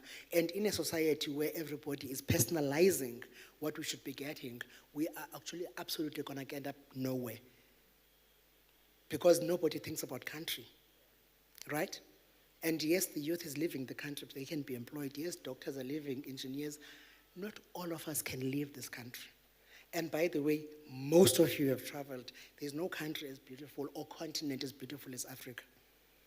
So you're gonna go there and live in your one-room apartment and just keep writing to us on TikTok, on Facebook, and telling us, I'm living in Europe, I'm living in Germany, you know, we're having it, and then you go to your small little room and close your curtains whilst we're enjoying, you know, the balconies and everything else here in our country. The other thing that I want to touch on, just as I finish, the question was, what do we need to see? We need to see leaders with integrity, with all the painful stories, the pillars. We need more accountability. There's no accountability in this country, guys, and I don't know how we can do it. In corporate, we can't. It's very difficult. We need inclusive leadership. As long as we think we are it, is the middle class, and we think there's a lower class, and we think there's this class, that class, it's not gonna happen for us. Because all we're going to see is that because this thing is a hole on the top, we are going to see more people thieving, we are going to see more break-in into our homes, because everybody wants what you have, right? And yet, if everybody was just comfortable in an incubated business, we talked about incubation, beneficiation, all the big words we have in South Africa, but they are in good presentations and nowhere else implemented. So we need to start up thinking about whatever we come up with, how do we follow through and see that it's implemented properly and it works. For us to get economic growth, we have, and job creation, we're gonna have to think about the type of message we're sending to the world. When you travel, how many of you guys, when you travel, everybody says Mandela, they can't speak English. Mandela, 27 years, right? That's what people think, oh, this is 30 years later, there is nobody else who's picked up for the world to notice. Because nobody says innovation. Nobody says, you know what I mean? So the reality of it is that for us to create jobs, we're gonna have to think differently. There were things, and you know, you say things when you're standing here, and then you say, guys, shoot me when I go home. There were things that were called in the first and the second round of our democracy. There were think tanks. What happened to that, Prof? There were think tanks, people who sit around the table and think about South Africa and think about the things that we would like to see, the South Africa we would like to see. It even had a title on it, where the CEOs of corporate, the cabinet, the politicians, and everybody else would sit on a quarterly basis and speak big English, but with very good action plans in terms of what needs to happen. And then that would permeate to us, and then we would be told, this is how you go. You guys know. Today, there's no chance to think, because we're all thinking, how do I get my hands into that money? Nobody is thinking, where do we take our country? You take countries like Singapore. Singapore is not even a country, it's like a city. If you think about South Africa, Singapore is probably like, it's smaller than Pretoria. But there's integrated planning. There's integrated thinking. And therefore, people who are in the logistics space are thinking with the people who are in energy, thinking with the people. So that when you pull it together, it looks like a country. Yeah? Where do we do that? We actually had that plan that Trevor Manuel did. What was it called? It was something like integrated plan. There was a name for it. But Trevor was like, what happened to the document? Because it's a document, wherever it is, no implementation whatsoever. So we need to start doing these things, but I think in more relevant spaces where we can draw something out of them. Youth unemployment, this is the first country where you can actually stand up and be proud to say 900 doctors, and I can't absorb them. Guys, PSC, you are the chairman of that thing called PSC. You know that people used to actually finish their degrees knowing exactly where they're going to work. Right? These are the weaknesses of maybe what do you call those governments? Onomgogwan, those kind of governments that we had. But people knew that if you have a PSC a bursary, you're going to be working at TDC. What's happening if you can't absorb 900 doctors? Go to call centers and try to ask the kids working there. They have LLBs. They've given up on just getting 3-year training so that they can be lawyers and practice for themselves. So this thing is big. It's bigger than cancer, and it's actually running very fast. And before we notice, we are going to be heading We are the ones who are going to be migrating through Bay Bridge going to Zimbabwe. And we are too many, nobody can absorb us in this continent, except for Nigeria. So this thing of job creation is related to economic growth. And if we are not growing this economy, and guys, stop this thing, the presidential conference, where we're announcing things that are already in budgets. You know the presidential conferences that we used to have those days? New investments, new people coming into the country. Today, it's like a letter goes to all the corporates to say, hey, submit your budgets. And then we go there and we read all the budgets and we make all the newspaper articles. 3 trillion million rands are going to be invested in South Africa. They were going to be invested whether we're at a conference or not. So please stop managing us, please, man. Please, please, please, please. Skills and education, social cohesion and national building, strengthening of institutions. Strengthening of institutions. Today, our kids just go, everybody allows them at matric to do maths lit, and then next year nobody accepts them at university, right? You accept grade 12s, you know the number, and then you go to university and say we can only take 700. What happens to the rest? There's no military training, there's nowhere you can go after matric where you can be kept for 2 years being trained differently, which are the building blocks of leadership. Nothing, there's a void. I feel, community engagement happens now, this month, until the end of May, and then that's it. Prof, you talked about it. That's the only time that people see their councillors. Forget the president, just their councillors, right, in town. Long-term vision and planning, the countries that have succeeded know exactly where they will be in 2050. That's how Dubai was developed. I'm not saying it's the best economy, or I'm not saying it's ideal what they do there. I don't know, because I'm not a politician. What I see, I wish we could actually achieve just a quarter of that, because there's long-term vision. When you go to Dubai now, they're telling you what you will find the next time you come. When you go there the next time, the expansion is there on the ground and things are actually evolving. So long-term visioning and planning is not happening. Continuing dialogue is what we're trying to do here, and collaboration. And I want to just say, Prof, that, Prof Mazu, this is what you call dialogue and collaboration and engagement. How do we expand it? And how do we make noise about the things we talk about in these rooms so that the people who are supposedly future leaders, upcoming leaders, and the leaders we're sitting with today can hear? Because you can never treat me if I say to you my stomach is painful when I know I have a toothache. And that's what's happening. I don't know if politicians in South Africa today, whatever the party, I don't know if they know what our cry is for this country to move forward. Thank you.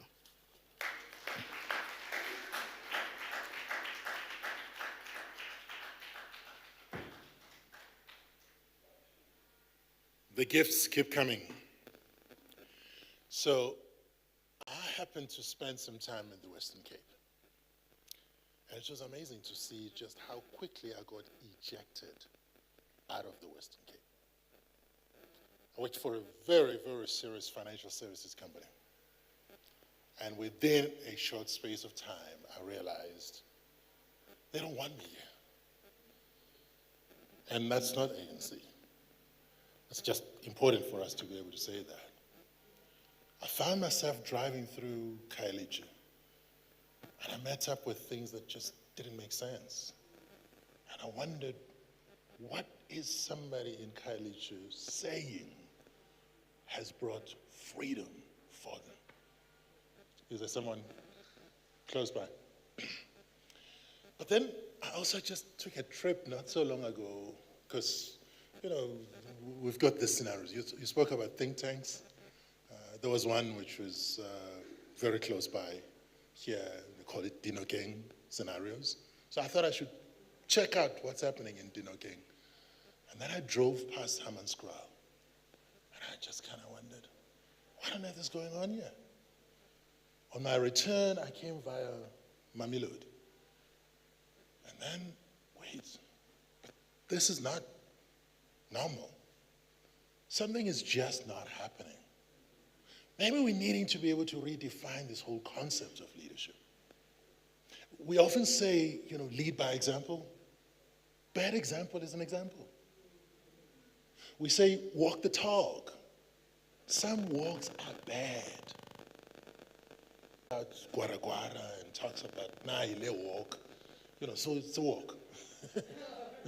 Ile walk. And then you begin to realize, wait a minute, we have actually gotten to a point where we are accepting what we should not be accepting.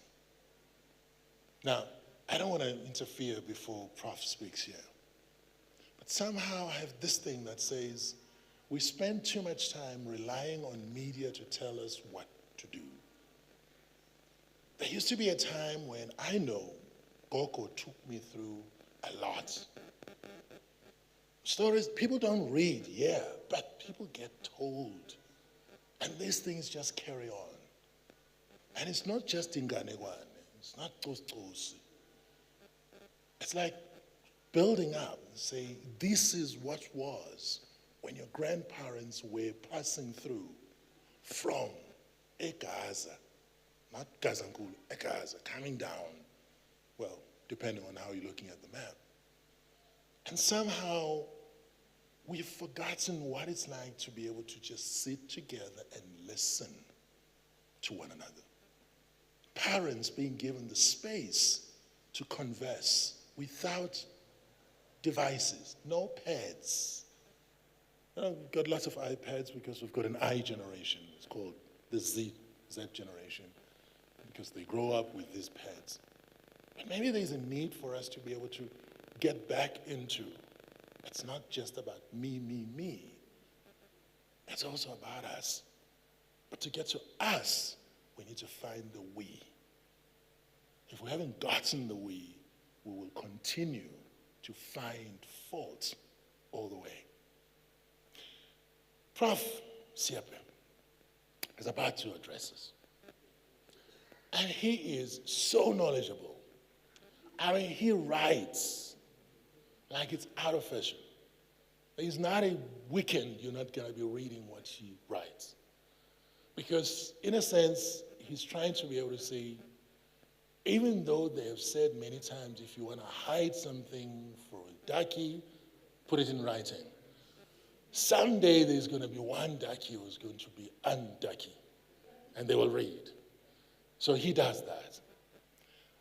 When we come back, because we've got a panel conversation, it looks like your friend is not showing up. Somehow he heard you were coming.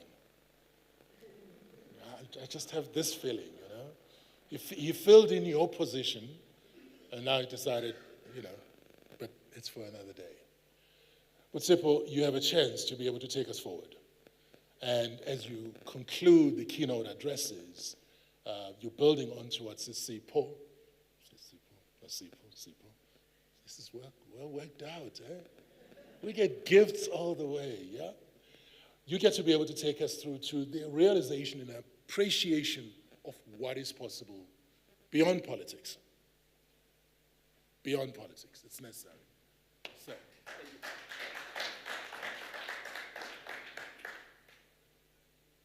Dumelang. What do leaders do?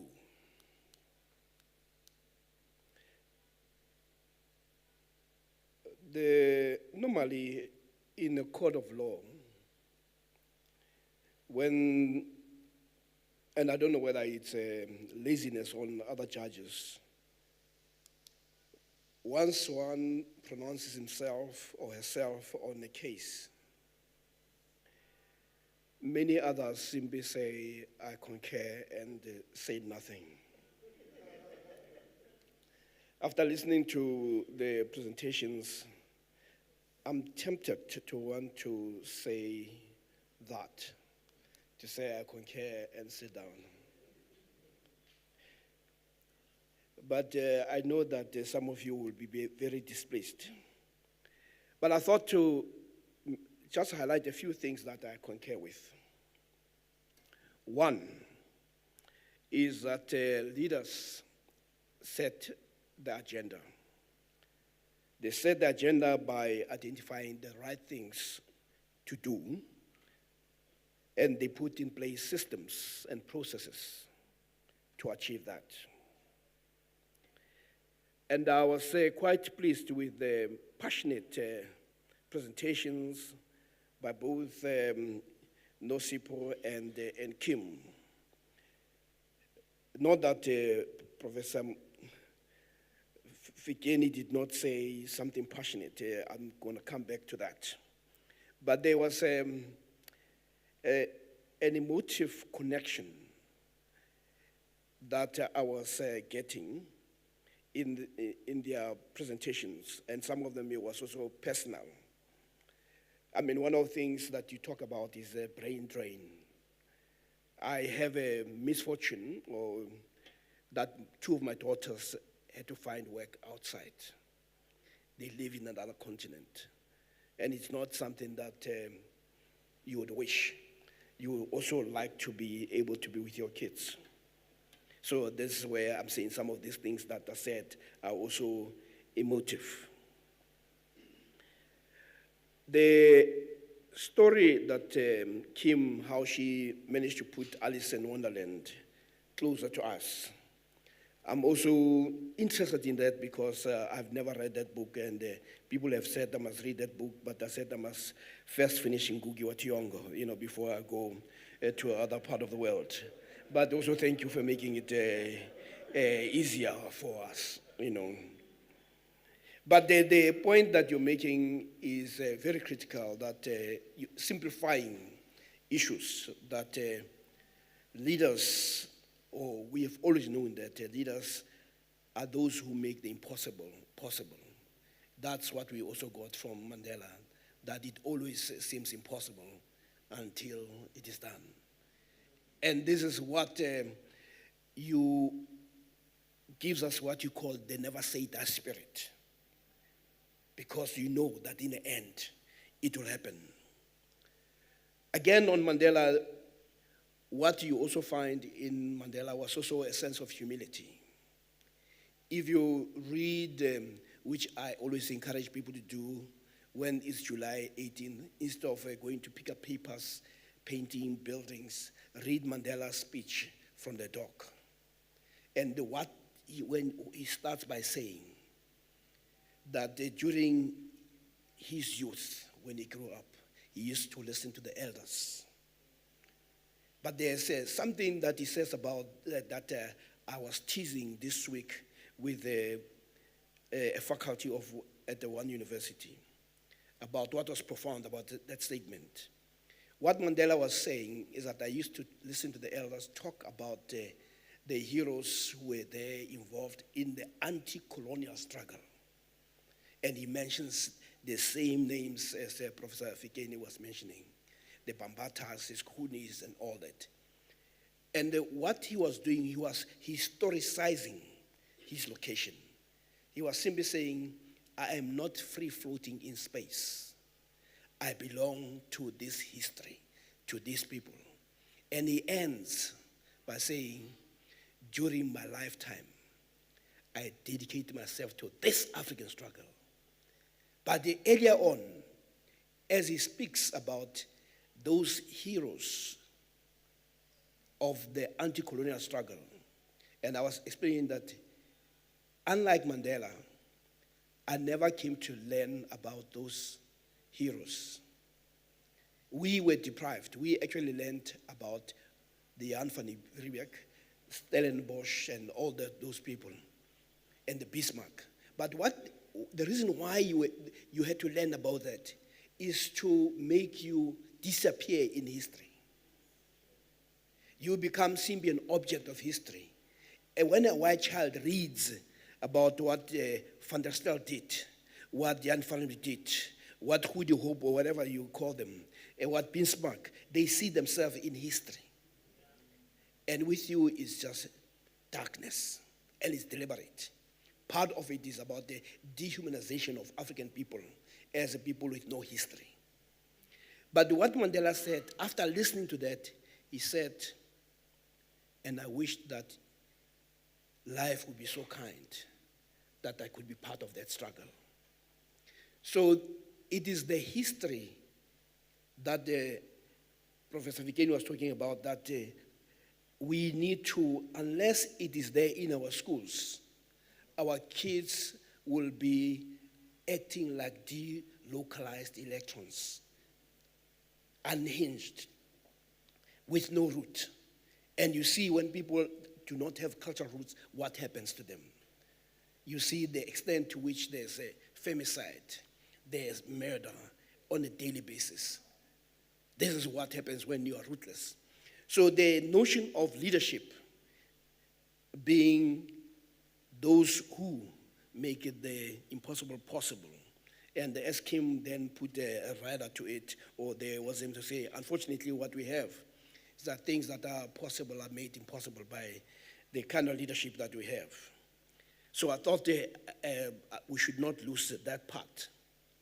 Then the second issue raised by the two speakers, and actually the three speakers, but in a roundabout way, is, or was captured nicely by Marshall Goldsmith in his book, What Got You Here Won't Take You There. That what we need in the context of democracy, we need to rethink differently. The skills of toitoing, you may have mastered that in the camps, everywhere else, but they will not be relevant to today. And unfortunately, our kids, even at universities, have not gotten the text that message, those skills are no longer required. That's why in where we work in historically black universities, because they cannot afford to have soldiers, they could not afford to have barricades, the kids destroy property. I mean, in one university, UKZN, they had a law library that had material that had been amassed for the last 100 years. It was just destroyed because we have not learned the simple understanding that what got us here won't take us there. We need to have a new skills. We need to recraft. Kim talks about the recalibration. So I thought it would be important to make sure that we don't lose those inputs. Or when I say I concur, I should be clear about what is it that I agree with. And I do like because my mother is religious, or all our mothers are very religious, the whole evangelical aspect and spirit in which we should say this, and also the most important thing of the think tanks. The interesting thing that we have today is that there are no black think tanks. What you have are the white think tanks that tell us what to think. So as a point of departure, one of the things that we must do is to say, how do we reclaim our right to think? Even in an environment where you're punished for thinking. And I was saying at one university this week that what I also know is that Professor Zide will be coming also from the biblical environment and theological schools. We'll talk about that the truth will set you free. Yes, the truth will set you free even from your job.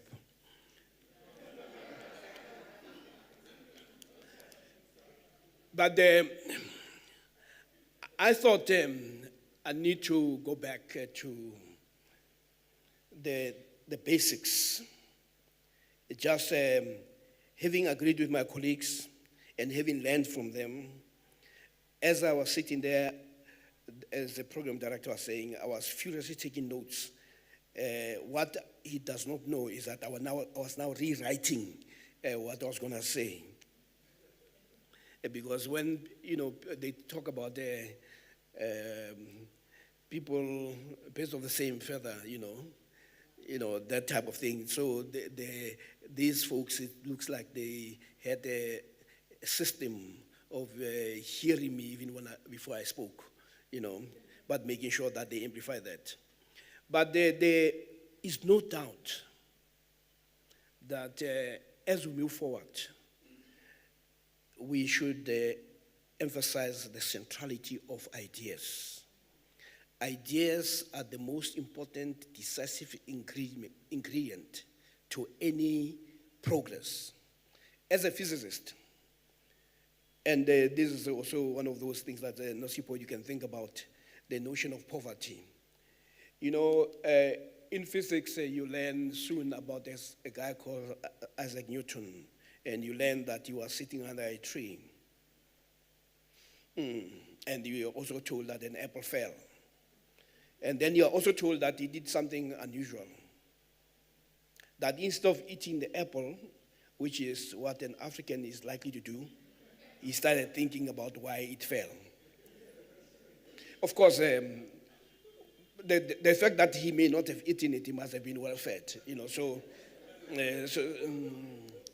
the notion of thinking, of course, this should not come as a surprise for you who studied what you call psychology, Maslow's hierarchy of needs.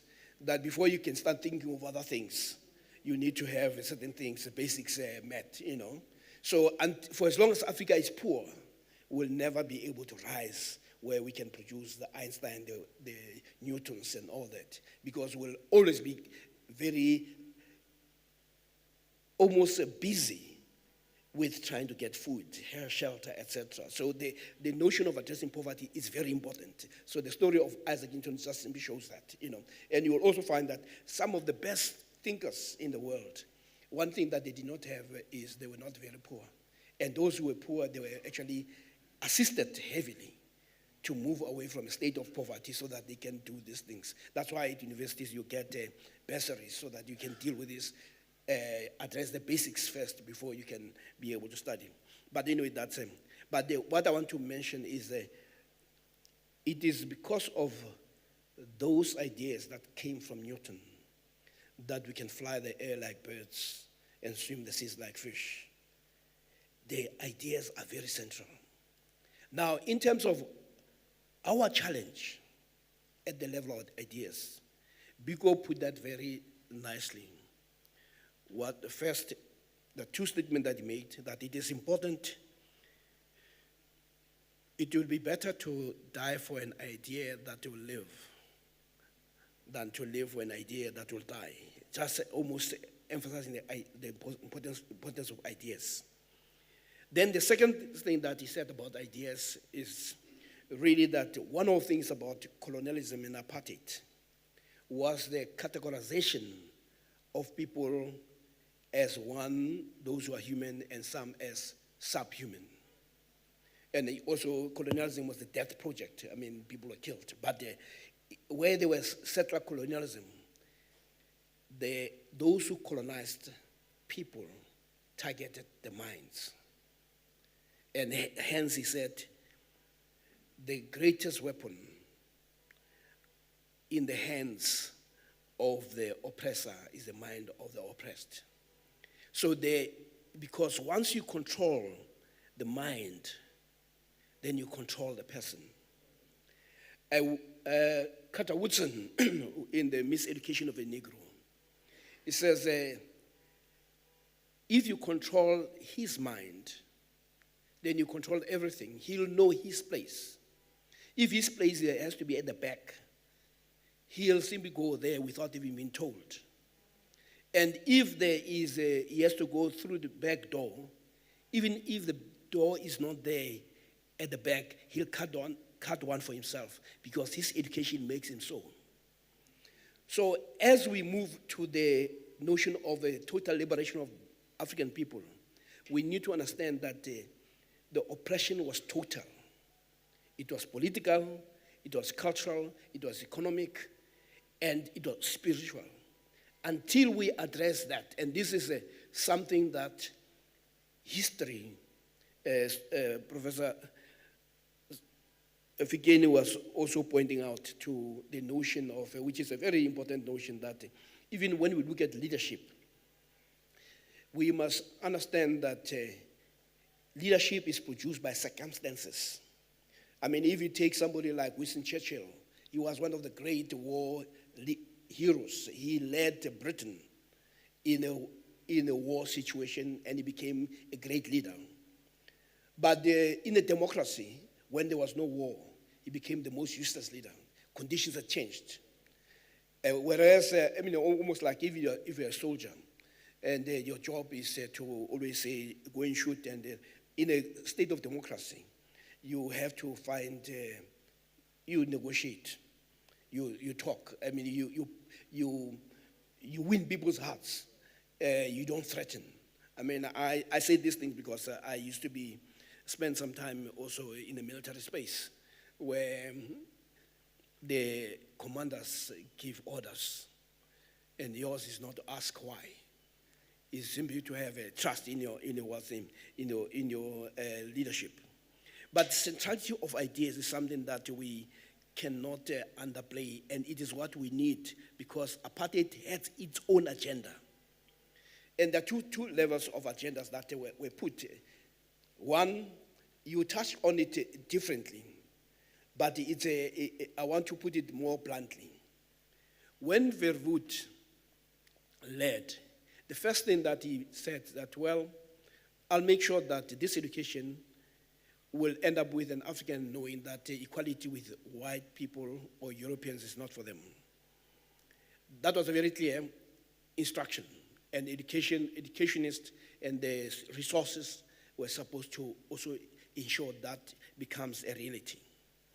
But among other things was to make sure that an African emerges out of that in a state of permanent doubt. And let me tell you, one person who discovered that very sharply was Nelson Mandela. He says when he became a president and they were setting up committees in parliament, and he tried to get people to volunteer to become chairpersons of portfolio committees. He says you had the black people with master's degrees and some of them having PhDs. They will not raise their hands. But the white folks, even with matric, they will volunteer. You know the story of even Mahoba, when he came from the UK, Oxford, even with his PhD. When he got here, and he made a statement that the time for white folks to think that the future of this country is in their hands is over. And his credentials were questioned, but because he happens to be black. And the people who were questioning him, some of them had not, one of them even had, the one who was vociferous, only had an honors. But because they've been trained to know that you are superior to black people, it doesn't matter even when they have PhDs, even from places like Oxford.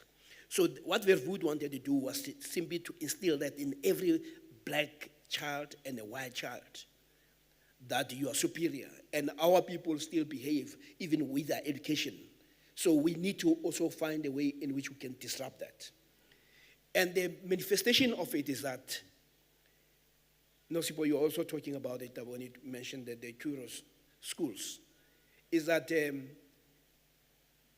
post-1994, most of us started wanting to take our kids to where we can find white people because we want to prove the vote wrong. But what we fail to understand is that we are caught up in the psychological entrapment where whitey defines and we follow.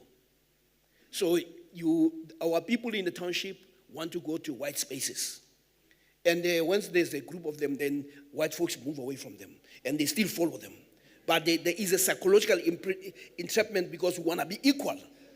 But the danger of it, which in the day Peku would have put out sharply, is that they continue to set the agenda even when they don't have political power.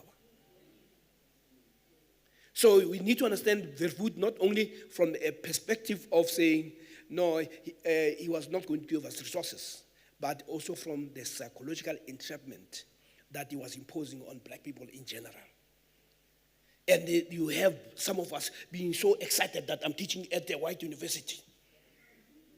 But you don't realize that, no, you're just a victim of Verwoerd around a white university. And you know, the universities that need greatest change and challenge are historically black universities. You know why? Because it is where there's the greatest burden of disadvantage. You know what Professor Fikeni was saying about location of leaders in the communities is simply that you want to be where there is the greatest challenge to be able to solve it. You don't want to go to, our guys, they go to historically white universities, and you know what happens? They sit there and write books. But the universities continue. I mean, the greatest damage done to a black child is in those universities. I mean, I'm a product of it, so I know what I'm talking about. Students come there to do their Bachelor of Science, and usually they get the best. But in no time, they push them out. And they take up to 3 years, about 7 years before they can get a degree, and it is not a degree with which they started. And I did, appointed by the minister, the lady, to look into the discrimination and in higher education. And one of the things that the kids were telling me from the model C schools, they said, you know, Prof, we went to those schools with these kids from primary, from kindergarten. They were with us all the way, and they were not smart. Only when we get to VETS, we get to UCT. Suddenly they are smarter than us. Suddenly we are the ones who need help. But we know that they're never bright. But again, because we still suffer from psychological entrapment, we take our kids there. And you know what those places have become? They've become slaughterhouses for black talent. Whether you are an academic or whether you are a student. If they can do that to somebody like Mahoba, who was in charge of the research at Oxford, in charge of producing doctors, PhDs at Oxford, if they can treat him like they did at VETS, what more about an ordinary student? No wonder you find our students being very angry, because we have failed to harness, because we are still trapped in what Verwoerd said, that, look, I'll make sure that you know that you're not equal, so that you are permanently chasing to want you to be equal to white folks.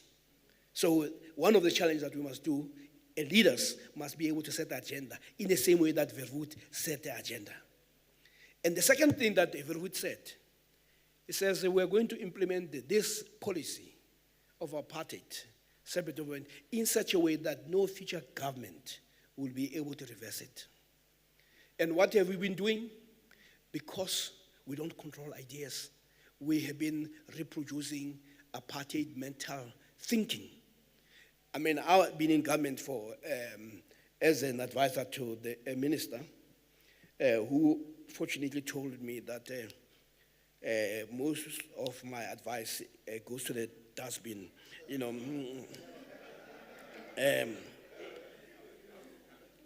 of course, what I'm saying, I'm innocent of whatever the ANC has done. I mean,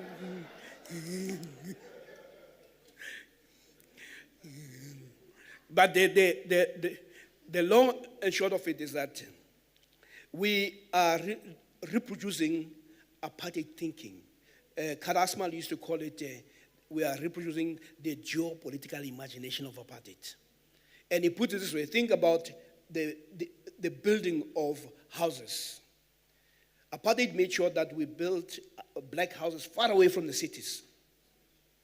And the new government does exactly the same. Under apartheid, UCT was given more money than University of Zululand. VETS was given more money than University of Limpopo. In the new government, VETS gets more money, UCT gets more money. And then when I asked these guys, what's the story? They said, you know, because UCT has engineering, it has a medical school, it has this. Now, under apartheid, it was because they were white. Now there's a new language that is going to be put, as if UniZulu does not want to have a medical school, as if it does not want to have engineering. But who says that is a black person who carries Verwoerd in his head. Because it is the black people who do that. So you look at the budget, whereas in 1994, before that, we were talking about leveling the playing field. People like Professor Zide, the people who were championing that idea that the fact that those institutions are what they are is not because the people who are there are smarter. It's because most of the resources were thrown there.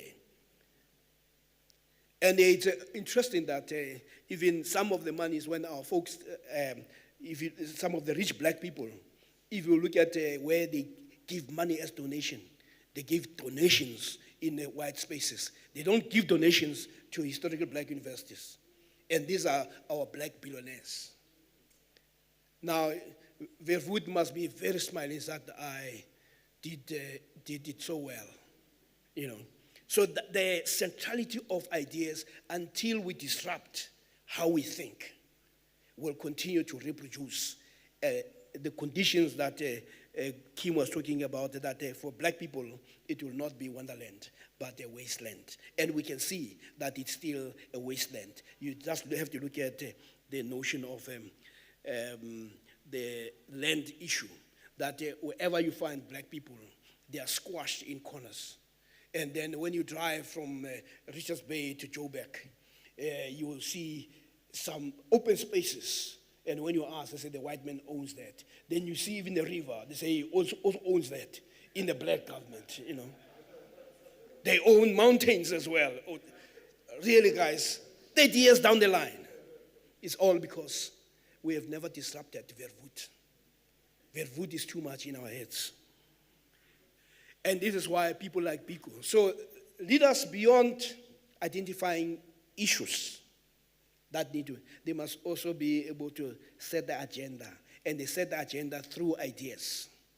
Professor Fikeni kept on talking about the issue of character. Actually, he talked about two things. One, and which is should be liberating, that which somehow it's paraphrasing what Fanon was saying, that each generation will, out of relative obscurity, discover its mission, fulfill it or betray it. But I want to say, our mission has been imposed on us. It's simply to take the baton that was left by the Mandelas, to say, this is what we have done at the political level.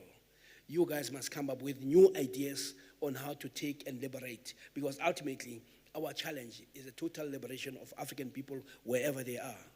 And some of us are taking this beyond only South Africa, the continent, but globally. The importance of ideas, as Professor Fikeni was putting it, was simply to say, as we do that, we must shy away from looking for messiahs. We must look at the generation of thought. You know, what Karl Marx had put differently, that the ruling ideas in every epoch are the ideas of the ruling class. So even though we pretend to be ruling, I mean, we need to put it properly that you are simply in office, you know. The ideas that are there are not our ideas. Nosipo was actually able to put it there that we are simply run by other people. And again, because of our history, we jump into that. But there's also something that Malcolm X says. I'm mentioning the importance of ideas. And in that, you'll have to go and look at what Garvey said. You'll have to go and look at what Malcolm X said, what Sobukwe said, what Fanon said, what Biko said, what Mandela said. But one of the things that Malcolm said is that, and Audre Lorde, is that being in somebody's bus, whether you are in the middle, whether you are in front, whether you are at the back, does not dignify you until you have your own bus. You can't be just happy because you are in somebody's bus. You don't even know where it's going. But as long as you are there, you know, he says that does not, until you have your own bus. And Audre Lorde says, the master's tools will not destroy the master's house. That those structures, institutions have their own internal logic. And you'll find even the systems. That's why when you talk about, people want to talk about radical economic transformation, one of the things that they talk about is that we must start disrupting the structures, processes, and systems, because all those things are embedded to produce a particular product. So even when you go to universities, you are expected to go through this so that you come out as well-rounded, you know, knowing your place, but not knowing how to think. You are actually taught what to think, you know. As some of the white guys were saying, no, look, when a black guy has done something wrong, the black guy says, no, sorry, I thought this. No, don't thought. I'll thought for you, you know.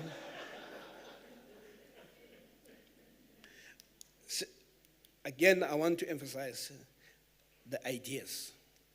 In one of the Iron Lady, Margaret Thatcher, when she appointed, I mean, it's also very interesting because we're dealing with also thought systems. You know what thought systems do? Is that they shape your behavior. It's like a master narrative. You can't think outside that. They guide your beliefs. If they tell you that this guy is corrupt, you start believing he's corrupt because it's said so many times. You no longer need proof, you know. And when you say, but where's proof? Said, no, but look, no, but don't be blind. I mean, you know, everybody knows because it's been repeated many times. But the issue of a thought system is that it makes you not to think differently. When Margaret Thatcher appointed her own cabinet, all she did was appoint men, white males. We also know, even here in the South, Helen Zille, when she appointed the first cabinet, when she became a premier, it was all white males. Because the thought system, it defines leadership in terms of women, in terms of men. So you can't think outside the thought system. In the same way that if we were to have this room and you were to have to call for leadership position, even if Kim's alone, can rest assured that she'll be included in the leadership, you know, because the thought system tells you that you must include her because you cannot think outside that, you know. So we need to also understand the role of a thought system, you know, but to buttress the point that of the character, Margaret Thatcher says to one of the cabinet members who comes said, Prime Minister, I thought, actually, I feel that we should do this. And she goes ballistic. Says, no, don't tell me about feelings. Tell me about ideas. Because with ideas, we can turn them into words. And words can be turned into action. And action repeated becomes habit. And the habit is what defines our character. And your character defines your destiny. But it all starts with ideas. Just like I said with Newton, started with ideas. Not the lazy part of him not doing work, but the part of him thinking through stuff, you know. So ideas are very central. And until we begin to deal with that. And one of the things that Mandela, in his speech, which I think is also must read. I'm just mentioning a few speeches. One speech that must read is the statement he made from the dock. Then the second statement that he gave is when he stepped down as an ANC president in Mafeking, 1997. In the long walk to freedom, he talks that I have walked that long walk to freedom. I've tried not to falter. I've made some missteps along the way, but I discovered the great secret that after climbing a great hill, that there are many more hills to climb. So the political struggle was just one hill to climb. Then there are other more hills to climb. But there's also something that he said about the character, that if you know where you have a clear agenda, one of the things that will help you is that you must keep on trying. And he says the greatest glory in living is not never falling, but rising every time you fall. It's what we call the never say die spirit. And it's that which, that's why history is so important to understand, as that history did to him when he was taught about Bambata, when he was taught about Sikukuni and Shaka, Mushweshwe, etc. But that was shaping the thinking, the centrality of ideas, that without clear agenda as African people will never get anywhere. But in that speech that I was talking about, Mandela mentions some of the mistakes that they made. One is the role of the media. He says the media in this country, wherever the ANC in government was making some taking legislative measures that had to do with transformation, it will be opposing them in the same way that the opposition parties were doing so. He mentions the media specifically. The second thing that he mentions is so-called civil society, the NGOs. That the NGOs, the very groupings that get money elsewhere, they are not committed to the transformation of this country. And you can see the only time you see these foundations getting excited is when there's a black person. The right to know. Yeah, it's only when there's a black person. When Steinhoff died, or supposed to have died, I don't know, who's this guy? Mark Jooste is supposed to have died. You don't hear the right to know, or this is where is his body? The guy, he's cost the country so much money, but nobody seems to be interested in knowing, did he really die? And actually we're shown some blood somewhere, and people said, no, but that could be blood from chicken. But the question is, where is the media that is supposed to show that this is the body? Because as we speak today, and the interesting that it took a long time before there was even an arrest. How do you lose billions and then you can walk easily? And somebody like Kalini House breaks the regulations of COVID. He has to appear all the time in court. You can see, but you don't find the media's, all these groupings that we used to know. You don't see the foundations. But the point is, what Biko was also trying to show, and the guys in the PAC, was also to say to you, you must also pay attention to people's interest. It is not in their interest to put a white person down. But this media is also interested in putting a black person down. You had also two white folks belonging to a university who had, they say this one has misallocated the money into his account. With black person, it's corruption. Yeah, no, it's not a misallocation. It's not, But with you will be in the first page every week. But even our own black journalists. Because they are taught to put the black person down. And if you read Fanon, he says the problem with the colonialism is that it is violent, it sustained violence, but when the colonized begins to want to fight back violently, they start with their own, because they don't know any better. So that's why even our own people, we must understand why they are violent at us for truth-telling. So the long and short of it is that we need to understand that we're still captured. This is why today Pabasa could express its unhappiness when the Chief Justice in this country, when there's a gap, an opening in the Constitutional Court for 3 people, the Chief Justice, who's black, will recommend 3 white males, not even a woman, to be in that. And Pabasa said, what message are you sending in 2024?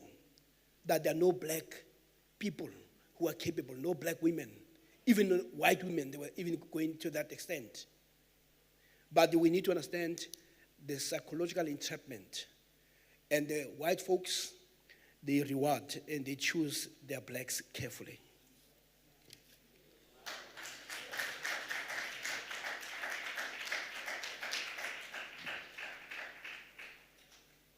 So, Sipho, you're giving us gifts.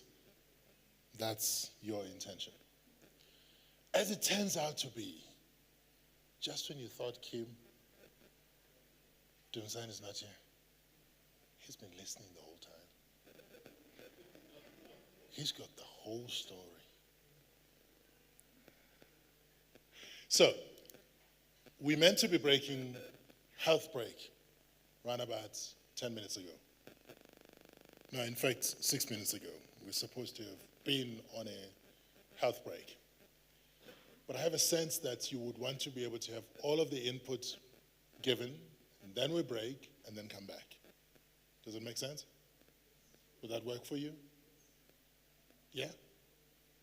Something struck me, though, as you were presenting, Prof.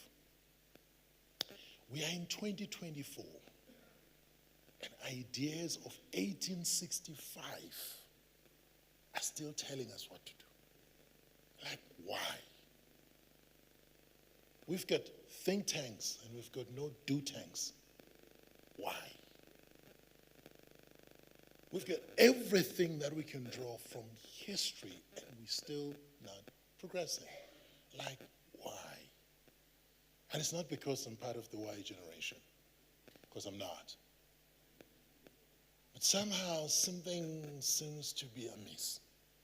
And maybe there's a need for us to be able to begin to ask some questions around when shall we be bold again to think for ourselves? We replay other people's ideas, and we think we've done it. And I'm glad that you made mention of Dr. Peko, because he would say his things. And I have a feeling that a good many of us, if we were to think about, I'm on the mic right now, if I were to collapse, what messages would I give on the other side? Because I'm replaying other people's ideas. And I'm not playing my own ideas. And yet I was brought into this world with a unique fingerprint set, which suggests that I have a story different to everybody else's. Just maybe we need to be questioning and revisiting the way we think. Upudembe. Oh, he is royalty. So a good many of us know him as Dumisani Hlophe. That was a borrowed name. He is royalty. And in my village, I drink the river drink water from the river that is led and guided by the Tembes. So it is a pleasure to be able to say Dumisani. Let's get some praise going. Sir. Thank you. You're welcome. Oh yeah, no, he got lost. He says the roads, there were road closures, he got lost. No, so for those who drive on R21, I'll take 5, don't worry. For those who drive on R21, there was a closure of the route. So it took me 2.5 hours to get here. And my key witnesses are my 2 daughters at the back. Yeah, so from time to time, I take them to these types of gatherings so that it rubs off them as well. So this is not a conspiracy to be the last one to speak. Just a closure, Professor Fikeni. I'm happy to see, I haven't seen Professor Siepe in a long time. And whenever I see Professor Siepe, it always reminds me of an article which I once wrote, which for me, so for those who write, you will usually find out that your best, what you consider to be your best article, is not the best article from the readers. They always have a different one. So one day I wrote this article about when Nkandla was hot, and I wrote this article that says, but things are going south all over. What will we say to our kids one time when they ask us, when things were going south, what will we be saying? And my answer was, we'll be shouting, down with Nkandla, down with Nkandla, which means we're not looking forward. So I'm happy to see you, Prof, and all of you. I'm not being segregatory, and also I'm happy to see Kim. I was happy to be a white woman last time. You couldn't make it. I felt a bit of a privilege of being white. Okay, so I think what I want to do is to just to give a different context to what people have been saying. So I agree with your whole issue about leadership. We need to think ahead and all of those issues. But the question that Mazwi has been asking is, what is the state of the leadership and what's the solution that we should have? I think lately I'm a very keen student of a state capacity, but also the role of political leadership in the performance of government. That's what intellectually is preoccupying myself now. But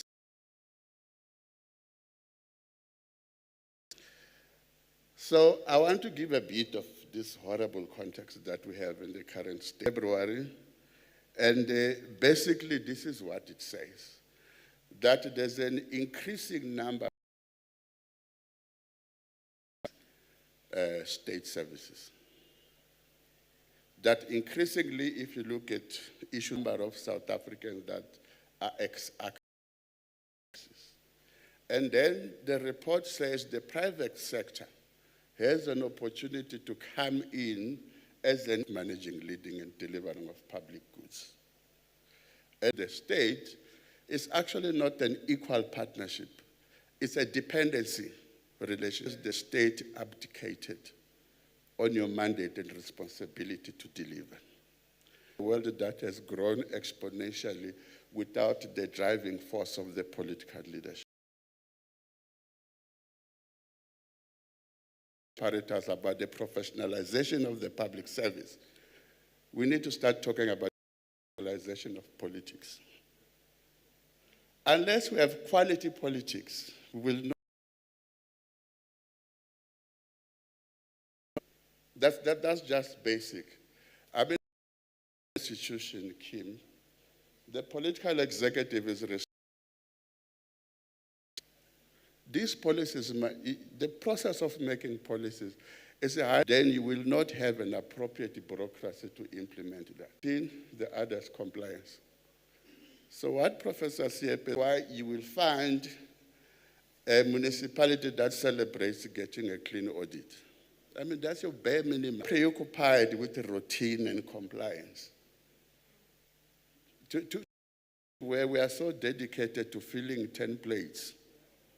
Sometimes we even forget to change the date on the template. I agree with Professor Siepe. We need a leadership in this country that, even if we say that they provide,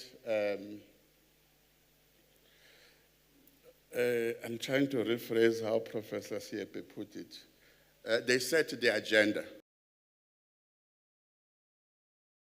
A particular idea. Then you ask yourself, how do we begin to communicate and engage with the public on this issue? For me, that's what leadership is. So I'm reading this book these days. It's a very interesting book. It's called The Secret Societies That Created Europe.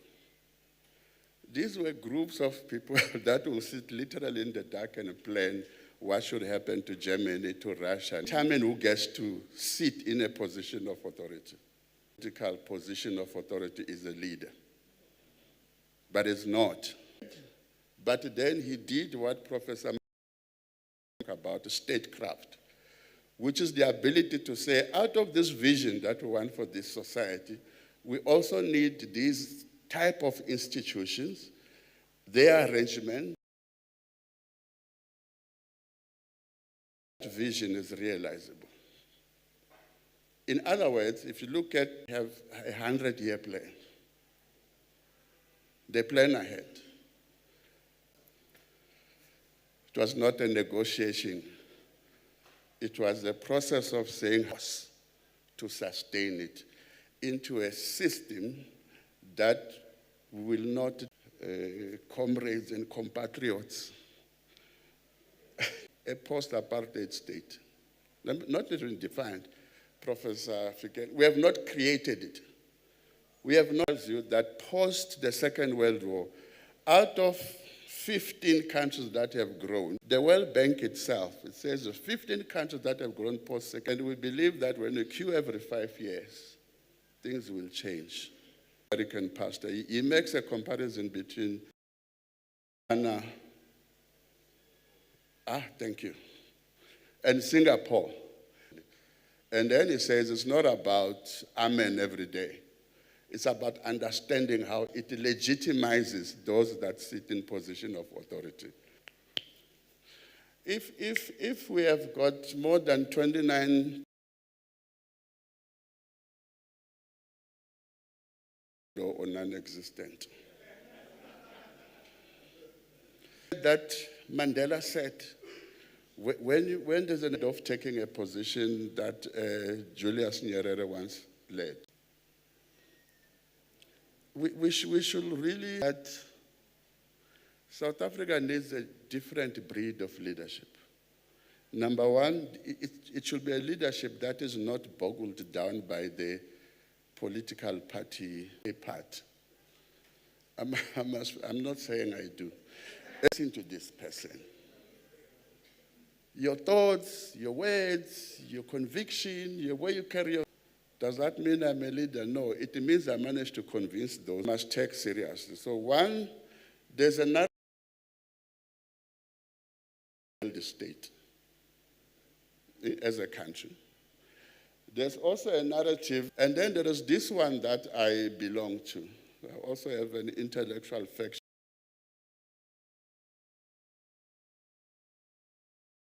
We're a fragile state, which basically means we have got a state delivery of public goods, your roads, their potholes, challenge with. So the state is fragile because it's not able to. But it can still be rescued.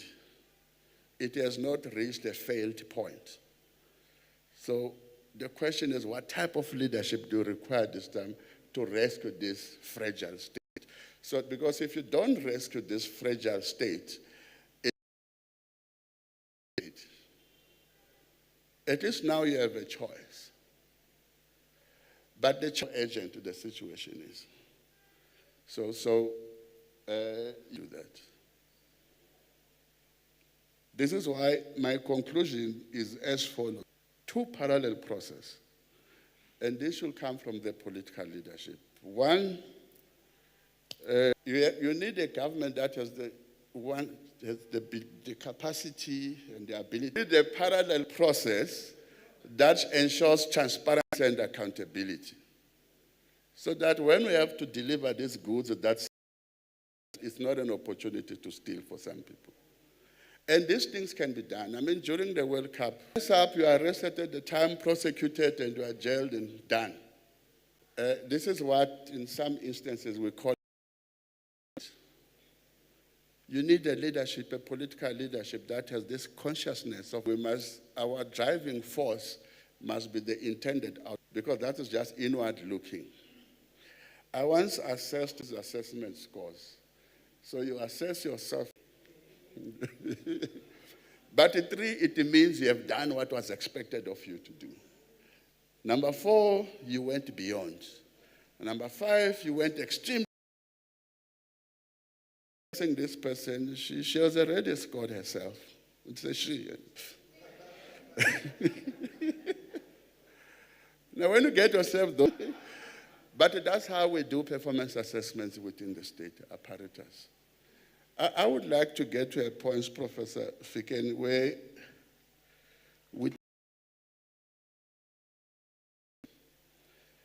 and number 1, you need senior managers being managers. They think about leadership. So I once ran a workshop of one of the Chapter 9 Institute for Legal. I'm a senior manager responsible for HR. I'm senior manager responsible for...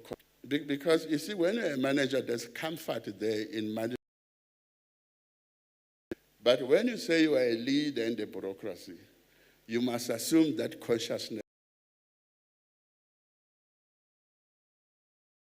specific outcome. So for me, the leadership that, I mean, in Russia, you can't even be a counselor. In some positions, you can't be a DG somewhere at the same thing. And the as a body of politics is that politicians make decisions on everything. on science, on agriculture, on everything, legal, accounting, all of these things. So it can't be just a Dumisani come to Josie late who occupies such position of authority. It has to be a professionalized body. Whether you're in the ruling party or the opposition, you have to meet particular standard of leadership, of science, especially because the current state is also very integrated and professional and scientific and all of that. Not everyone can be a political leader, including some of us who do political science. So we need to take this thing serious. Number two, I think we also need a bureaucracy that is very meritocratic. A bureaucracy that consciously, Professor Sepe, is concerned about the queues at the clinic. That will be a productive bureaucracy. If we say the Department of Health is productive, it means either there are no queues, the clinic, or there are fewer queues, or when you get inside the clinic, there is a Panado inside. If you don't have that, then we are not leading. So this is why we normally say that if you become a DG of health, you are not just leading, you are leading that sector of health. The same with education. So if for me we can manage to get this balance right between a leadership that is policy-wise conscious and the bureaucratic bureaucracy, we are likely to make some serious progress in this country. Finally, Professor Siepe, you spoke about the media and how biased it is. Maybe it's not biased, it's anti-black. Let's use proper terminology. But here's part of the problem. If we are going to have a political leadership that does not set the agenda, that does not drive public opinion, then the media will also do what it wants to do. And I've worked in that space. I've never seen the media or black journalists sitting at a corner conspiring against. But then their point of reference is not different from a Van der Merwe. And I think the same applies to academics. I once wrote a very beautiful essay, even if I say so myself. I quoted Nyerere, I quoted Bob Marley, because I said Bob Marley was a philosophical artist, and I still believe that. Steve Biko, I was told that no, the people that you are quoting are activists. They are not necessarily philosophers. A philosopher must have a body of thought that, so like from nowhere into something. So I'm like, so Nyerere or Jama, no, is that an activism? Bob Marley, no. So then because sometimes when you write your thesis, it should be your supervisor matters more than your originality. And the sooner that is one we understand that fact, we all get PhDs very soon. So I changed. Then I went for Plato. I went for that philosopher who was very racist, Immanuel Kant,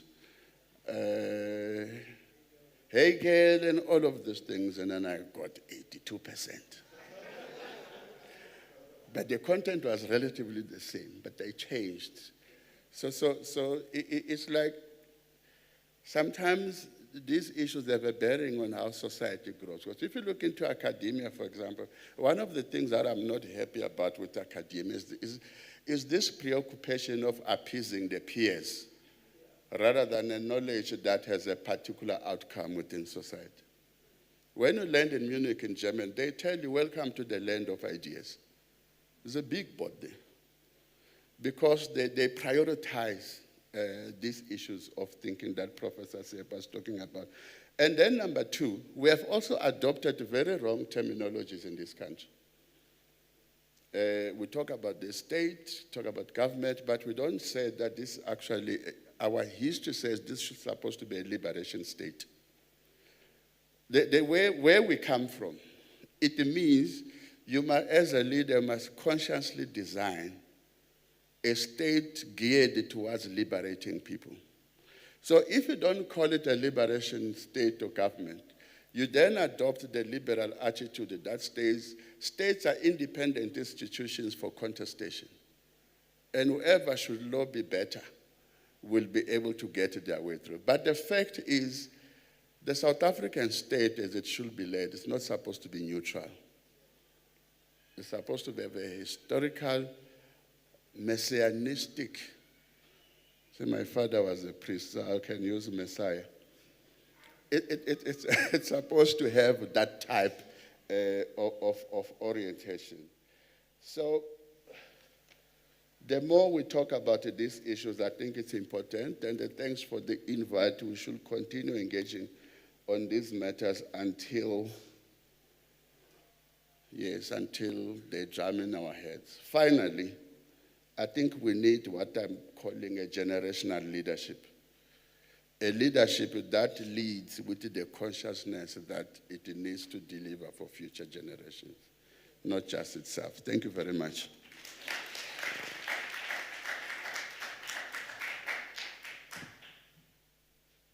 So, Ngolanyama, you get to do things that are supposed to be in the second half. You're talking now on what is part two. But it's okay, we'll forgive you because of when you arrive. But a great appreciation of what has been given through to us with 5 keynote addresses. And each one of them presenting through to us indications of what it is we needing to be able to appreciate about the state of leadership. Indeed, because much of what we have has political connotations, and of course the 29th of May being around the corner, emphasis has been around what's happening in the world of politics. But what we've come to appreciate, and Sis Nosipo, you helped us to be able to get into that appreciation, is that a lot is happening in the private sector that feeds what we end up with in the public sector. And maybe there's a necessity for us to be able to now begin to ask, how then can we turn these things around? Part two will be about that, and it will be in a form of a panel conversation. We're going to be taking a break now for you to get some refreshments. Otherwise, it will be wasteful expenditure, and Dr. Mkhize will be having to explain himself to higher authorities. So that's not a good thing for us to have. We are scheduled to be done by 6 o'clock. Now, I'm not too sure if the doors shut. Usually, in a theater, there is a cutoff time. If you're not in by this time, you're out. And if you're inside, you're okay. So we'll hear as we come back in terms of the pace we're going to have to be taking going forward. Mokotong, you're here all the way from Mpumalanga. Man, this is good. I'm so glad. Thank you very much. Good to see you, sir. So we're going to take a break right now. There are a couple of points, comments that I'd like to be able to bring as we get started. But panelists, we're going to get you mic'd up if you listen. I'm going to wait until we're going to get you mic'd up so as to be able to be here and be audible. And so please don't run away. We need you to be here right throughout. It's the last chapter we have, and we would like to be able to come out of here with some real solutions. Problem statement is one thing. Solutions is what is needed, and let's do that when we come back. So we get 20 minutes, you said? Okay, 20 minutes. We will take a break. Refreshments, I can see over there, and somewhere else, right over there at the back. Please, let's make it 20 minutes and be back right here. According to my chronometer, it's 16:40, so at 17 hours on the dot, we're back. Thank you very much.